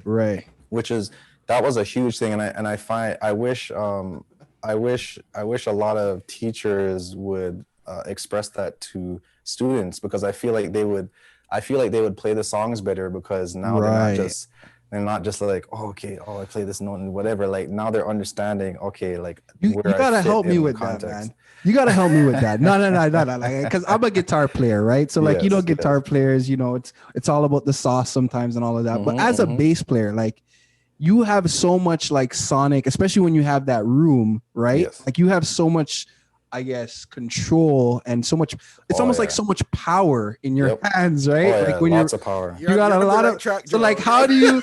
No, you gotta. You know that like saying. It's like drums. It's drums and bass. Yeah, like you're holding that power, right? And then it's like the bass. Yeah, like, how do you resist that? How do you stay focused? Like, talk to us, right? Like, for me, it's like, I enjoy music. I enjoy the interaction of the different instruments. So, like I said, that's why I don't like to just hear myself play or whatever. Like, even when I was asking about levels, I was like, I don't want my bass to be super loud over the music, because that's not the context. You know what I'm saying? It's out of place at that point. Got you. And understanding, there's a lot of power in bass, and it applies to a lot of all the instruments have a certain weighting, and they have their role, and really, I encourage people to really get into whatever instrument it is and just really understand what the role is. They're all different, and they're all amazing, and they all help the whole thing. It's not like, okay, bass is way more important than it's like, no, they're all important, but everybody has to do what they're supposed to do. Stay right there. Stay in your lane. Everybody stay there. Like, no one knows about that. Stay there. Because when people start just going crazy and just doing whatever, it sounds terrible. Like, it turns into it's awful. For real. We had another question as well from Jeremy as well. This one's really about from recording. So when recording bass for people in person and online, like, how do you approach that? Like, before recording? Well, that's always an interesting situation. Because going into a situation like that, so I'm gonna talk about being in the room with, like, going into a session, because everything's, a lot of us do stuff online now and stuff like that. Right. But I'll talk specifically about being in the room. Is that producer, whoever is in charge, they have an idea, and it's basically your job to fulfill that idea, or to bring something, to bring something maybe they didn't think of, but that still fits the idea. Got you. Sometimes it can be challenging, because sometimes a producer, they might be they might be looking at it a different way than you're looking at it. Right. And you just have to know, okay, what you're there for. It's like, hey, I'm here to fulfill what the producer is asking for. Right. Because my idea of what this song needs might be different from them. You're not producer. And I'm not the producer.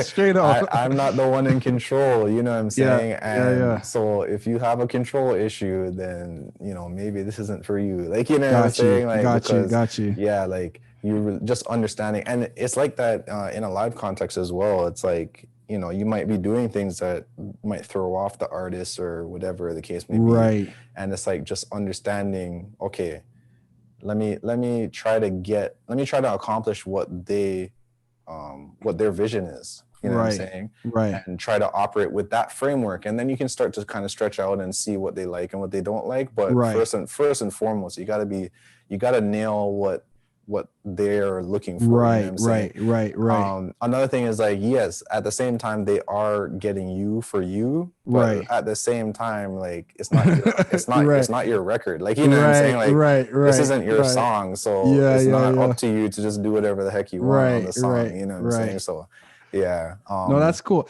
And it seems like, man, you seem real even. Like, it seems like, you know, like I know like ego and whatever, but like what I'm hearing you say in a sense is that like you kind of have to put your own ego aside and all that, like kind of have yourself in check, right? To be able to work and be successful in these different environments, right? Yeah, definitely. Because I don't know, it's just understanding the situation. It's like, look, if this isn't your thing, it's not your, like, you know what I'm saying? Then you gotta back off. Like, who am I to come in and make all these demands and it's not my thing? Hey, you know but you know how that is though, right? I played for this person. Totally, like, you know how you know what I'm saying? Then, so like, and then that's when you don't get called back. Like, you know what I'm saying? For real, like, for real. It's that simple. For real. Hey, I had another, and if folks have another question, please do do chime in here. I did have a question for you though. Talk a little bit about like, and I know this is another thing I've kind of heard you touch on a little bit, but like when it comes to your sound, like can you define it? Like, is it something you can like? Can you like it's? Am I putting you on the spot in that, or like? Yeah, no, that's hard. Honestly, that's funny. That's such an interviewer question that that just destroys everybody. Hey, I don't know, man. I'm just saying, like. Describe my sound, man. Like I don't know. I it's your own words, you know. I like to like cook food. That's what is coming. Yeah, I guess cook food. Like, wholesome. I don't know. I like to the right thing for the right, just doing the right thing. Tasteful. Yeah. I really. That's my goal. Like every note. That's why, like, I'm not the fastest guy. I'm not right. I don't do the craziest things or whatever. But my thing is like, it's just, you're gonna get the most out of everything. You know what I'm saying? Like I want you to feel. I want you to feel everything that I'm doing. Like that's how I am. Like on stage. That's why like I pick up the 4-string. Like there's less strings to mess around with, and it's like. You're gonna feel these few. Yeah, you're gonna feel it. Yeah. I didn't know like I didn't know bass had the ability to like change your heartbeat. like I found that out one time, and I was like, "Yo, what'd you say?" What'd you say, Adam? It sounds like you want to switch over there, Joel. Nah, man. Hey, you guys know what it is, man. You guys know what it is. I love guitar, but like I remember feeling bass in my chest one time, and I was just like, "What? Like, what's happening?" Like my body didn't know what was happening. A guy named Roy Ullman. Oh man, I messed up his last name. I'm sorry. Okay. Roy. But he's like a producer, keyboard player. He's amazing. Yeah. He once told me about that. Like he was like, yeah, like like because he's into like. He thinks of music very deeply, and he's just like, did you know that like a kick drum can change your heartbeat, bro? Like, and I was like, it's real. I didn't think about it, but it definitely, like I've been to some festivals, and it's real, man. Those guys will turn it up, so they change your heartbeat. It's real. So, but like, and it's. I don't know. I guess there's so much to say about that, right? Like, it really moves you. Like bass moves you, and that's what I aim to do. Like I'm just trying to be within the music and be as effective as possible, and really just allow you to just feel everything, and get the most out of the music. So that's super. That's great, man. A couple other questions coming in. One question. Sorry, that's my son. Hey, no worries, man. He's like, "Dad, are you coming?" It's all good, man. It's all good. Man. One of the questions that came in from King Rye: how did you become a full-time musician? That was one question, and I guess there was another question that he asked about how did you get into production? Okay, so you can kind of touch on that. So, getting into being a full-time musician, man, it was hard because like there wasn't anybody that was around. Like the people that I was around, we're all trying to figure it out. Right. We're still trying to figure it out. Like, we talk about it all the time. We're like, man, like, you know, it's we didn't necessarily have examples of guys like in the city that we can say, yeah, like, oh yeah, he's doing it full time. He's doing it full time. Coming up from where we're coming from. Yeah, it was all just kind of like just doing one gig to the next gig to the next gig, and just really just figuring out, okay, I'm not going to do these gigs anymore, or maybe I like doing these gigs more and stuff like that. Okay. It was a tough transition. It's easier obviously when you're at home. So if you're at home, it's like, yeah, you can afford to like just, you know, live off the land for now and just really build yourself as a musician. At some point, the part when it gets really hard is when you get out on your own. I was on my own very early, so like a lot of the gigs that I had to do, like, you know, that I did, that I got into were, you know, they're paid gigs and stuff like that. And I think that was my transition out of church, as much as that's a part of me and that's my home. But like playing at church concerts wasn't paying me at all. You know what I'm saying? Playing at this convention, playing at that, like being the guy doing this, playing for this group and that group, like it just, at the end of the day, I was not able to survive. So I got a referral. I believe it was from Andrew Stewart. And it was these random group of guys. There's one guy that I ended up playing with another guy. So like there's different circles. Actually, I wanted to mention this. So there's this one circle of guys that I played with at the Windsor Arms Hotel downtown. I don't even know if it's still there. But I would take the bus, go bus, and I, you know, my bass on my back, all that. Wow. Head downtown. Wow. Do that gig on Saturday night. Sunday morning, I would get a ride. I would sleep over. Saturday night, I'd ask to sleep over at Tim's. Okay. Because Tim and Jasmine live downtown. Okay, got you. So I would go and just crash on their couch. Overnight, and then get a ride with them in the morning, like to church or back to Brampton or wherever I needed to go, right? And it was or to my church, and that was that was the beginning. And from doing that gig, it just led to another gig with another group of people, and basically I started getting to, you know, certain circles of people that were doing stuff around the city. And it's just one opportunity into the next, and just always talking with my group of friends, and like Larnell, Otis, Ricky, like we're just always talking about our experiences, and Sam Williams, and like we're always talking about stuff and like working things out, and yeah. You know what I'm saying? And we all do it, and we all do it differently. Like that's the thing. Like Sam's doing what he's doing, Larnell's doing what he's doing, I'm doing what I'm doing, Otis is doing what he's doing. If Ricky's doing what he's doing. Adrian Bent is doing what he's doing. Like we're all doing our thing a little bit different. And we're all like learning working it out.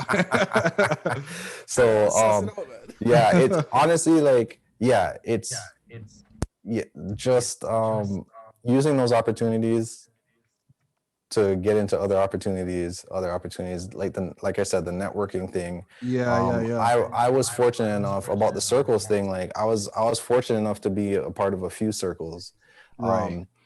And it wasn't even the circles that my friends were in.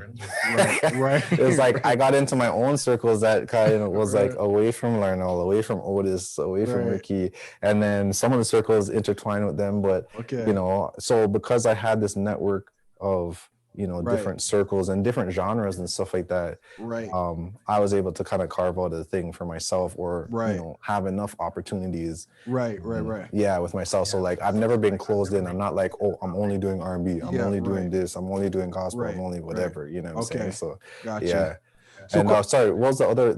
I was just about to mention. So how'd you get into production, like specifically, and your approaches to that? That was out of just experimenting.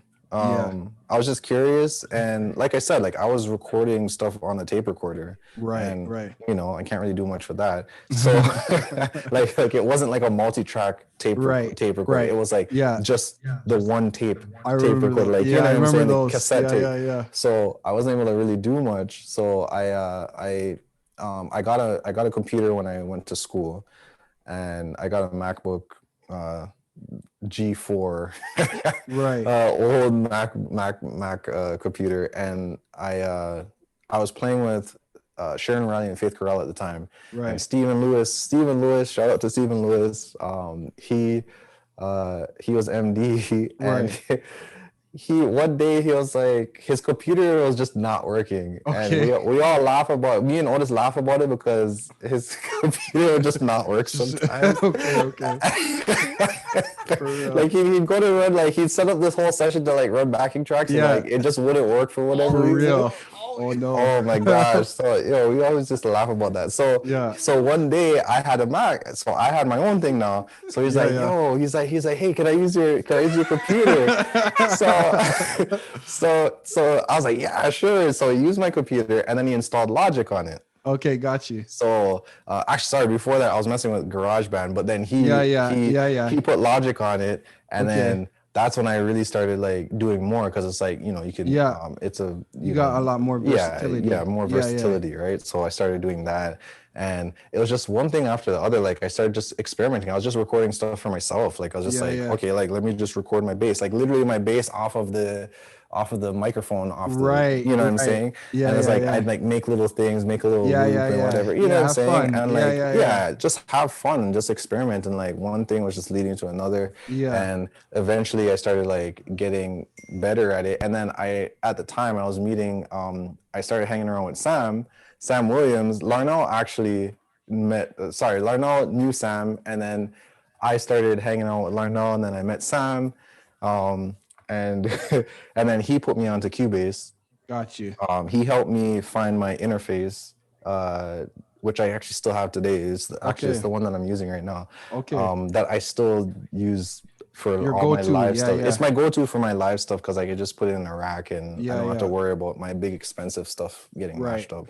But yeah, he put me on. He's like, like this is stable. Like the Mac, the Mo 2 drivers are stable. So it's it's like really. So like I was learning about like computers and learning about like production, because he was doing it. He was doing it at Rayma. He was doing the mixing and stuff like that for the Rayma stuff. So I was learning so much from him at the time. So I started getting into it. I moved out on my own finally, and I was living on my own. And then I was just like making beats all the time. I was just up to whatever time, just making all kind of ideas. And to be honest, most of my stuff I was making on my keyboard. Like I was sequencing, sequencing it on the keyboard, and then what I would do is I would then record it into into Cubase, which he also put me on. So he put me on Cubase. Which I guess a little side story. Logic, I started having issues when I was running tracks live.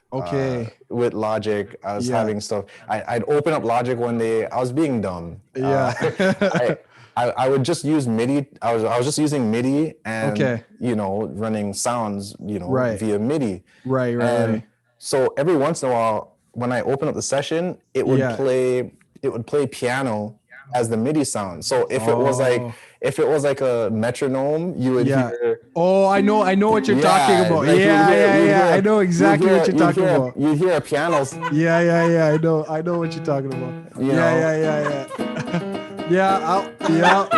what you would hear, and it was like. Imagine like, you know, trying to work it out. You're on a show and you open up your computer and it's that's what you hear. And it's like, like what's happening? Yeah. So, oh man. So yeah, partially the way I was using Logic. I'll blame it on myself partially, but also, there's some other limitations I found. So yeah, Sam put me onto Logic. So like, it was just learning from people. Cubase, you mean? But yeah. Yeah, sorry. Yeah, I got you. He put me onto Cubase. So, yeah, I got you. Yeah, so it's just that process of just being around, that's what's up, man. Knowledgeable people, and like honestly, like that's one thing that I can say. My wife talks about all the time. Like she's just like really applauds me for having like solid people around me. Yeah. Like these guys, like we talk about gear all the time, and it's not just we're not just buying stuff. Like we're like we really put it to the test. You're really testing it. We're really talking about, hey, does this work? Does this not work? Like why to get it? Like we scrutinize it. Like we're not just spending money out here. Like it's you guys are just gearheads. No, like we're gearheads, but we're very like methodical about it. Like, it's not a joke. So for real. Yeah. So that's how I got into production. Yeah. I had a question. Japs, I know your hand was up. Are you still there? You wanna? Yeah, go ahead. I'm still here. Yeah. So go ahead. I don't want to be like very like too unrelated, but it's just because like my guy, my bass player, I know you know him, Joel. Is Joe. He had a stroke, so I'm actually like. Oh what? Yeah, are you serious? What? Yeah. So oh my goodness. Prayers up for him. Yeah, So I'm looking for another bass player, and I don't know if Juwayon is like open to linking up and stuff while he's doing. He's like resting there, and he said I mean. There you go, the network. I love the networking. Japs is really listening. He's been taking notes. Japs, I think you probably have about 10 or 12 bass players online right now. I think you should go. Why don't you go ahead and put your contact information in the group chat, and I think somebody. Yeah, and then another question was, because I actually learned so much from SoundCheck, and the last workshop I attended, I think, was the grant writing thing. Okay. Yeah. The thing was I'm now in talks about applying for the mentorship grant kind of thing, and it just so happened that I was trying to reach out to Larnell, and he's here, and I want to ask if he's open for that, just to I mean, put it out there. Because I don't know how to reach him and stuff. Yeah, I mean, try send it. I think you can actually send direct messages on this, if I'm not mistaken. Yeah, I think you're able to actually directly message. But yeah, just about networking and stuff. I'm just networking. Hey, I are you hearing that? Are you seeing what you started here, Juwayon? I respect it, man. I respect Japs. I respect it, man. You're putting what you learned to the test, man. That's it. Japs, definitely we'll connect. I'll get your contact from, if I can't get it off of here. I don't even know how to use this thing properly. Because I'm always looking for musicians, like people reaching out to me, like around the area. I'm looking for like maybe 2 keyboard players for some places here and there, and now a bassist for my other band. So yeah, you know what, Japs, I love it. We got about some 15 people here. Y'all, let's network. If you guys have, if you have anything going on, projects, this is what this is all about. It's about building community. It's about connecting. It's about trying to support one another. So yeah, if anyone has anything going on right now, you want to hit the group chat real quick. Just leave some contact information. If it's an Insta, if it's a phone number, what you have going on. Let's take advantage, right, of the fact that we're coming together. Thanks for that, Japs. No, that's actually really great. Thanks so much. Why is it? Oh, I'm sorry. It went to. Sorry, no, I said thanks for that, Japs. That's great. Thanks. So anyone else? There's actually another question. So just so folks are aware, we're basically at the end of the time, but it's cool. Like we're gonna, as long as you're okay, Juwayon, we'll get as many questions as there are. But there was a question that had come in that said, at your skill level that you're at right now. This is from Jalen. Jalen, what's going on, brother? How you doing? You there? Yeah, man, I'm doing good, man. Man, congrats. Really good, I don't think I've seen you since you got married, man. Congrats again. Shit, bro. Thank you. All right, man. Yeah, so we got your question here. said at the skill level you're at now, what do you practice to make yourself better? That's actually a really good question. Like, how do you approach practice? Like, if you haven't answered that already, which I don't think you have. No. Yeah, that's actually a really good question. Yeah. No, like, what do you practice? What's up, Jalen? I'll see you on Thursday, hopefully. Yes, So, basically, first of all, practicing is the first thing. That's a great. I can't believe we're about to close. Yeah, carving out time to practice really, which is always a hard thing for me these days, just because I'm very priority based. So it's like, my family, like I gotta make sure things are taken care of and stuff like that. Right. So bass is like, I'm not even thinking about bass half the time, to be honest. Right. But things. When I practice, actually, I did write some stuff down. So when I practice, I first of all I practice with a metronome. I find exercises, or like I'll like noodle around and I'll find like little things that might make me uncomfortable, like that aren't super comfortable to me.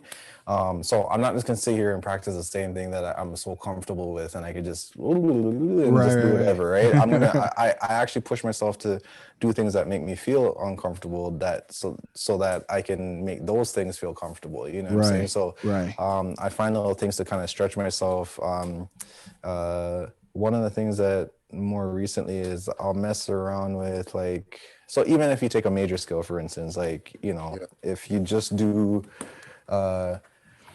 like anchoring on different notes. So instead of instead of everybody does that, right?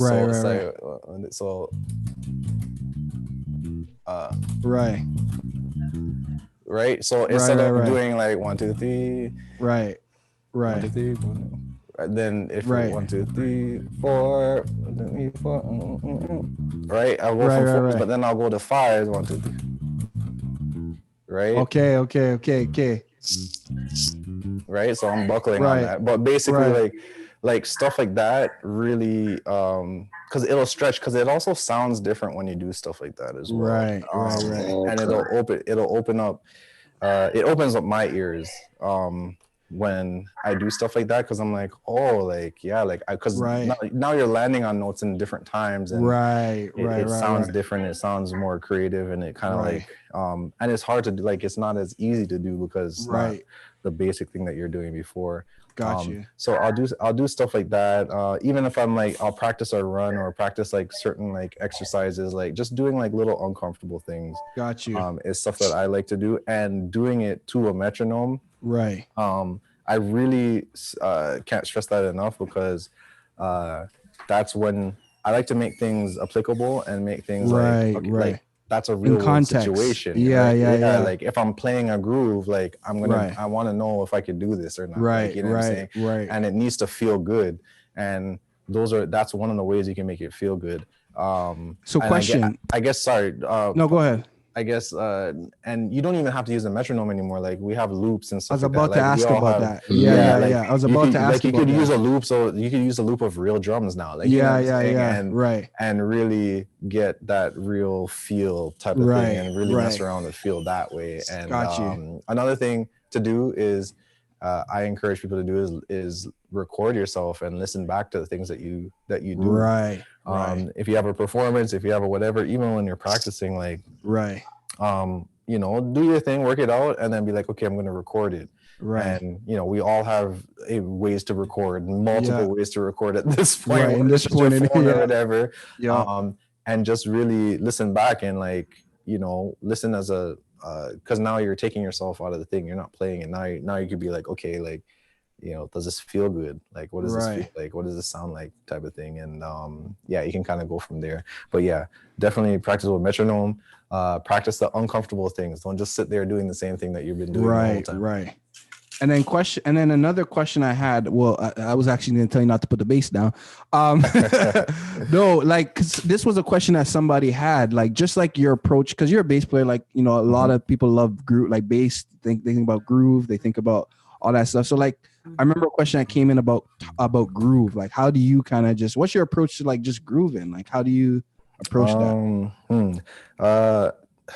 Listening and finding ways to lock with the drummer, right? Like the role of the bass in a groove context is like, you know, finding ways to be with the drummer, whether or not you're playing stuff at the same time or playing stuff that's off of the drummer, like, you know what I'm saying? Like, right.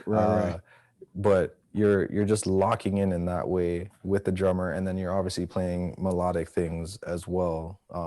So just just like a lot of listening and and practice grooving. Like, you know, like one of the things that like, and I've been complaining about this for years, since like even before Instagram and stuff like that, like YouTube, like I remember like people would just post like, you know, little clips of them just going to work and just doing like their whatever crazy lick or whatever, or guys would guys and girls, like musicians would basically take a section of a song that was crazy, and they learn that part, and don't learn the rest of the song. So like everyone's just learning clips of stuff, like all the highlights, right? So everyone's sitting here learning the highlights of this song, highlights of that song, highlights of this song, highlights of that. And then you can't play any songs. Yeah, like you can't play a song to save your life, because all you're doing is learning highlights, you know what I'm saying? And hey, that's some wisdom right there, man. That's some real nuggets right there. Yeah. Learn the whole song. Like the highlights are only a small percentage. I remember talking about Larnell for years, like long time ago about this, because you know, we all hear it, we all see it, and it's like it's very apparent who's practicing what. Like, you know what I'm saying? Because when it comes down to it, if someone doesn't feel good, but all of a sudden they come to life when it's that special part. It's that one part. The outro, right? Yeah, you know what I'm saying? That one special part. And they're like, oh yeah, I'm ready for this, because that's all they've been practicing. You know what I'm saying? And it's like that's not, you know, that's not, you're missing the point, you know what I'm saying? That's great. It's a small percentage, and obviously that percentage gets bigger when you're playing other styles of music and stuff like that, but you know, locking in the groove, locking in the song, playing off of each other and things like that, like that's the most important thing. So like spending a lot of time just listening and finding ways to, you know, to lock in and stuff like that. It's a little it sounds like I'm saying the same thing, like just lock in, but it's just listening and understanding how you fit in the equation. And taking the time to experiment. Like if you got to sit on a groove for like 10 minutes, then do it. Like, you know what I'm saying? Like that's okay. Like those are the songs. Those are the songs. It's okay. Everybody stay right there. Okay. Lock in. I love it. I love it. Ryan, what's going on, bro? Good to see you, man. No, broski. Those guys got the wife beater. Yeah, man. Cooling it down, dude. The tank top, yo. The nighttime light going, yo. That's crazy. You guys are killing me. Hey, I got a question here. Going back to the basics, would you kind of touched on this. Would you recommend doing more scales or songs? Like, how do you, like, what someone's that, because there's people that are coming on that they're starting out, starting out early. Like, what should they do? I say both. For real. Okay. Yeah, like, because the thing is, like, as much as I'm like not a solo player and stuff like that and whatever, like I don't like to discourage people from venturing off and doing that kind of stuff, because like I don't want anyone to feel limited or be like, okay, well, no, Juwayon only says says to do this or whatever. It's like you know, practice it all. It's just like, just don't forget about the purpose of, you know, playing and stuff like that, and the context in which you're playing in. Because you're not just going to be sitting there playing skills. You know what I'm saying? That's just the reality of it. Right. You know, it's a percentage of what you end up playing, you know, in most situations, unless you have a gig where you're just playing scales, then by all means, then by all means only practice scales. But you know what I'm saying? It's I would say both. Like it's good to be well-rounded, and I think that's my downside, is that I don't I'm not as strong in that area. Okay. And it shows, because when it's soloing, it's like I haven't done a lot of those things. I don't do it as often, so it's kind of like it's unfamiliar territory. But then when it's time to groove now, it's like, let's go. You know what I'm saying? I hear you, man. I hear you. That's cool, man. That's so cool. Hey, guys, we're wrapping up. We were a bit over time, but yo, if you guys have any questions right now, now we'll kind of do a last call. If there are any other questions, Juwayon, this has been awesome, man. Like this has been incredible. Like just the learning experience. Appreciate you, man. Yeah, like the nuggets you've been dropping. The GOAT out here. You know, it's been great. It's been absolutely great. Is there anyone else that before we kind of wrap things up on tonight with this? I'm looking, just checking the chats. Just checking. Okay. Well, listen, that's cool, man. Juwayon, you have been incredible. You have been absolutely great. Thank you for the time and, you know, just coming together, just coming and supporting. Like, as you know, it's just all about building community. You know, thanks. Like, you know, Juwayon, we were kind of talking about this a little bit. Like you talked about mentorship and like the importance of like having people that you can kind of, you know, look up to and that would share little tidbits and little pointers that would actually help you along the way. And what's so cool about, I think, this moment is that you're being a part of like kind of passing that back, right? Like in this moment and, you know, helping a lot of like, you know, just coming up and trying to develop and, you know, practice their craft. And they're, you know, they might be looking up to a guy like you, some other guys in the city and saying, hey, you know, what can I do to kind of progress along? So thank you for just being so open. So like you just kept it 100, like you didn't sugarcoat nothing. You just kind of kept it real. And I really appreciate that, man. Thanks for being a part of this. I think there is one question. Ryan, what's up, man? What's going on? Juwayon, how you doing, sir? Good. Oh, snap. It's okay. But Ryan, you good, man? Yeah, man, I'm good. A lot of bassists and musicians in Toronto, because the going idea is we don't know that there's food out there, right? So okay, yeah, we're going there. Yeah, man, let's talk about it. Yeah, we don't know there's a lot of food out there, and I'll speak for a lot of guys. I'm sure a lot of guys can say that there's a few guys in the city who are really doing it, you know, like yourself, Larnell, Otis. There's a lot of producers. I see you, Favors. I see you, you know, doing their thing and doing it great. But for me, it's like, how do you stay, I guess, hungry when you realize like the food isn't as accessible in Toronto as you would like it to be? And you can correct me if I'm wrong. If I'm not. That's a good question, Ryan. Let me know. I love it. That's deep. That's deep. Deep. I love it. This is great, man. Man, I find life situations can change your hunger. Yeah, I hear you, Dad. I hear you. Yeah, life situations will definitely do that for you.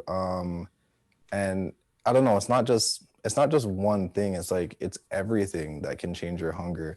And I can't say that I know how to stay hungry. It's just like, it's just something that has to be inside of you.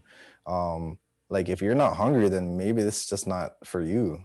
You know what I'm saying? Like, not to sound all doom and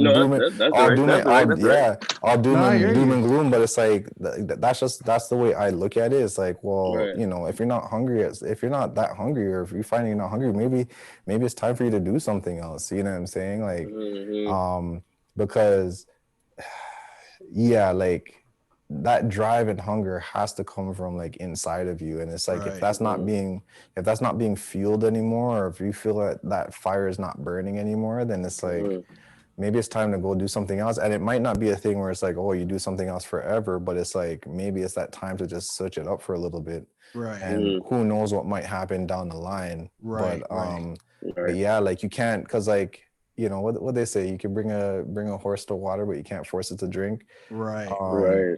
You know what I'm saying? Like, it's one of those things. Like, you can't force it. You just can't. You can't force it. It has to be there. And I've met people that are like tapped out, and they're like, man, like I gotta go do something else. Right. One of my closest friends, Max Roach, like he's he's ventured off and done like all this business stuff and like all this really cool stuff that I think is like really cool, like, and it's outside of music. Like this is a person that I played, you know, so many gigs with, you know what I'm saying, and traveled with. Like that's my brother. That was my best man at my wedding, and it's like, you know, he made a choice to do other things.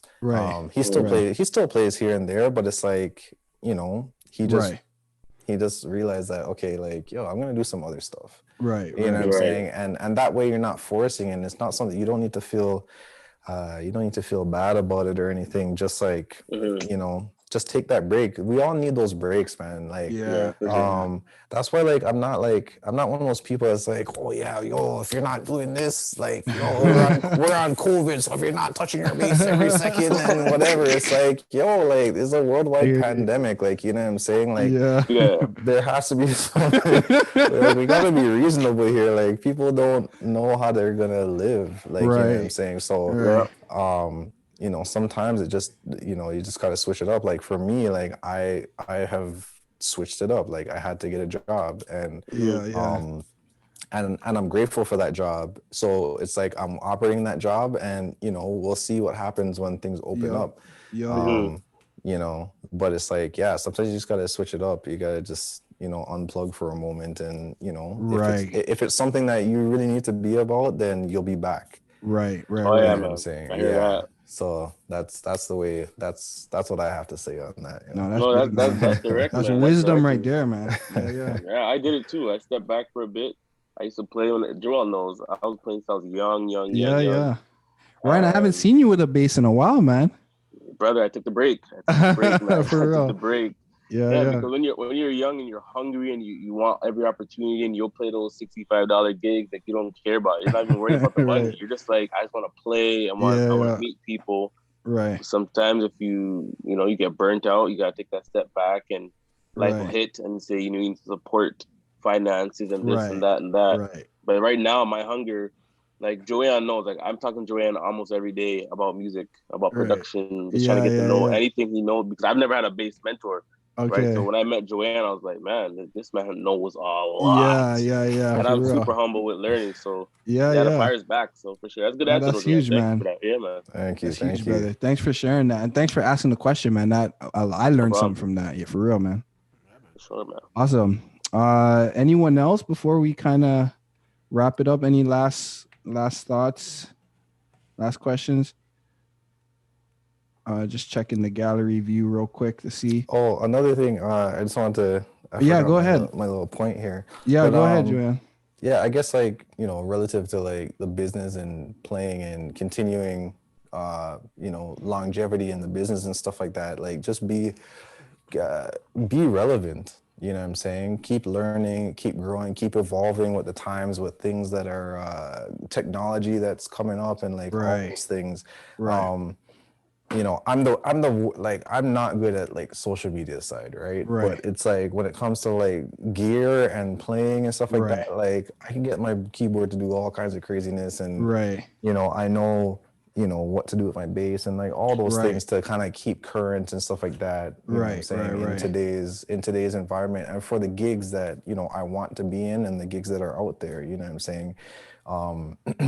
I find a lot of the older generation, they kind of like, not everybody, there's always a few, but it's like, you know, I found some guys, they just kind of stopped, you know what I'm saying? Like they didn't want to evolve, they didn't want to adopt certain things. It's like, people are running tracks, they shouldn't be running tracks and whatever.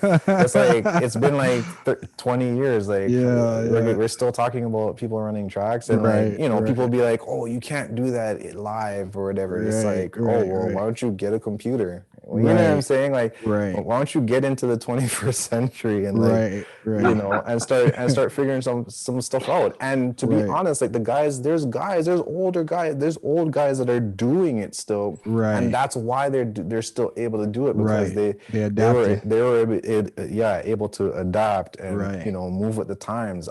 There's one guy in particular, Orrin Isaacs. I'll never forget.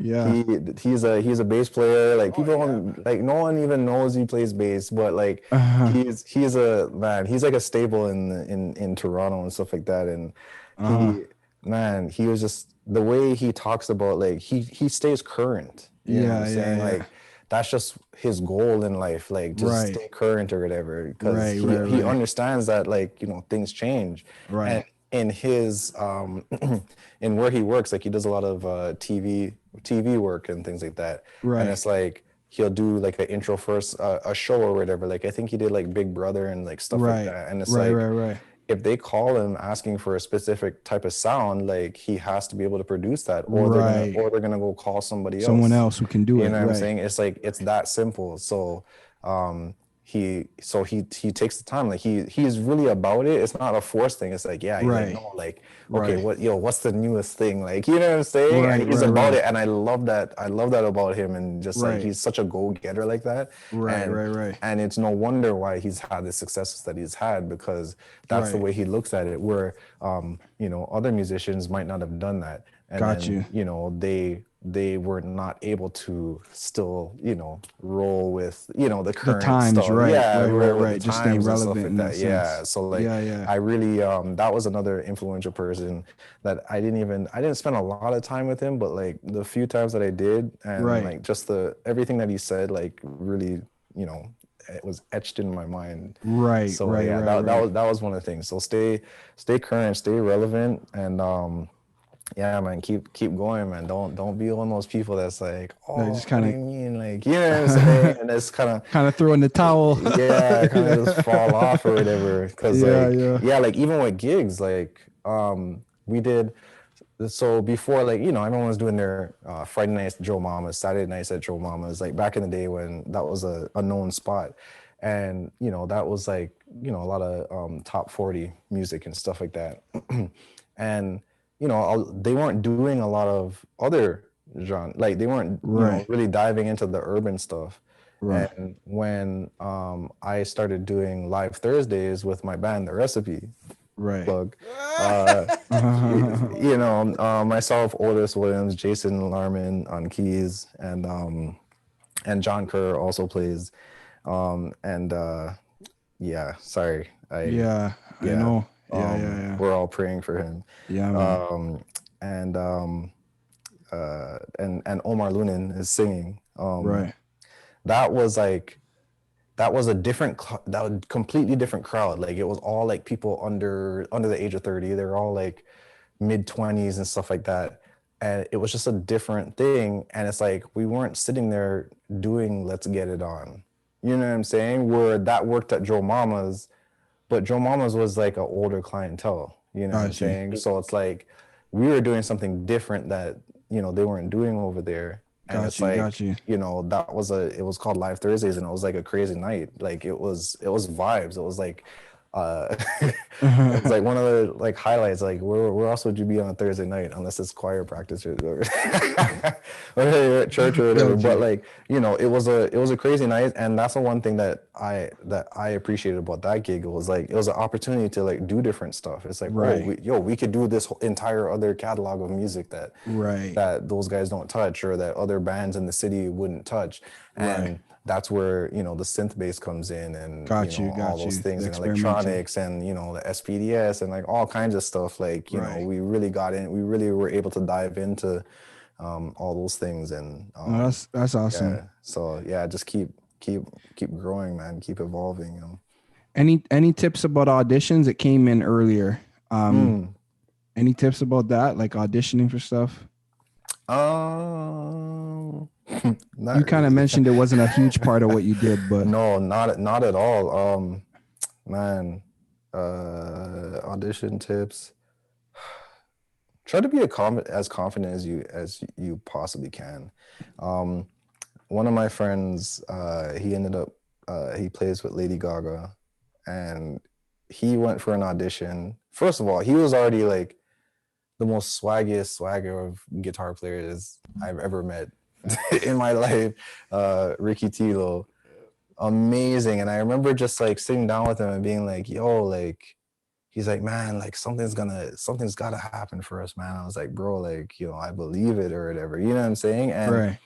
And he got the opportunity. He went to, I think it was New York. He drove to New York and did an audition, and he literally went there and was Ricky Tilo. Right.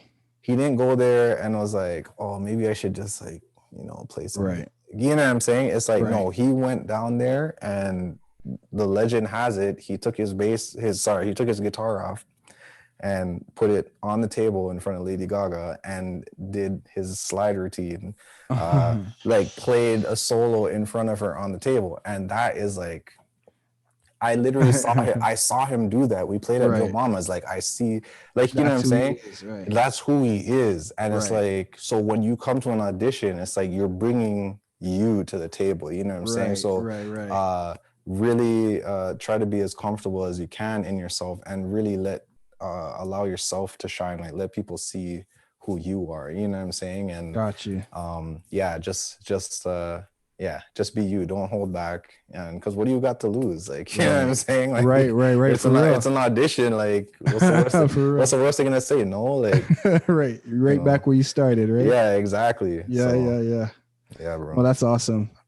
All right, man. Listen, you talked about the pressures of being a dad, Juwayon. I know we're a bit over time. I got my wife calling me. I told y'all I could be getting the call right now. With baby number 3 on the way. But anyway, y'all, this has been great. Juwayon, you have been tremendous, man. This, again, I don't know when we're gonna get you back here. But this has been awesome. Would you guys want to hear from Juwayon another time?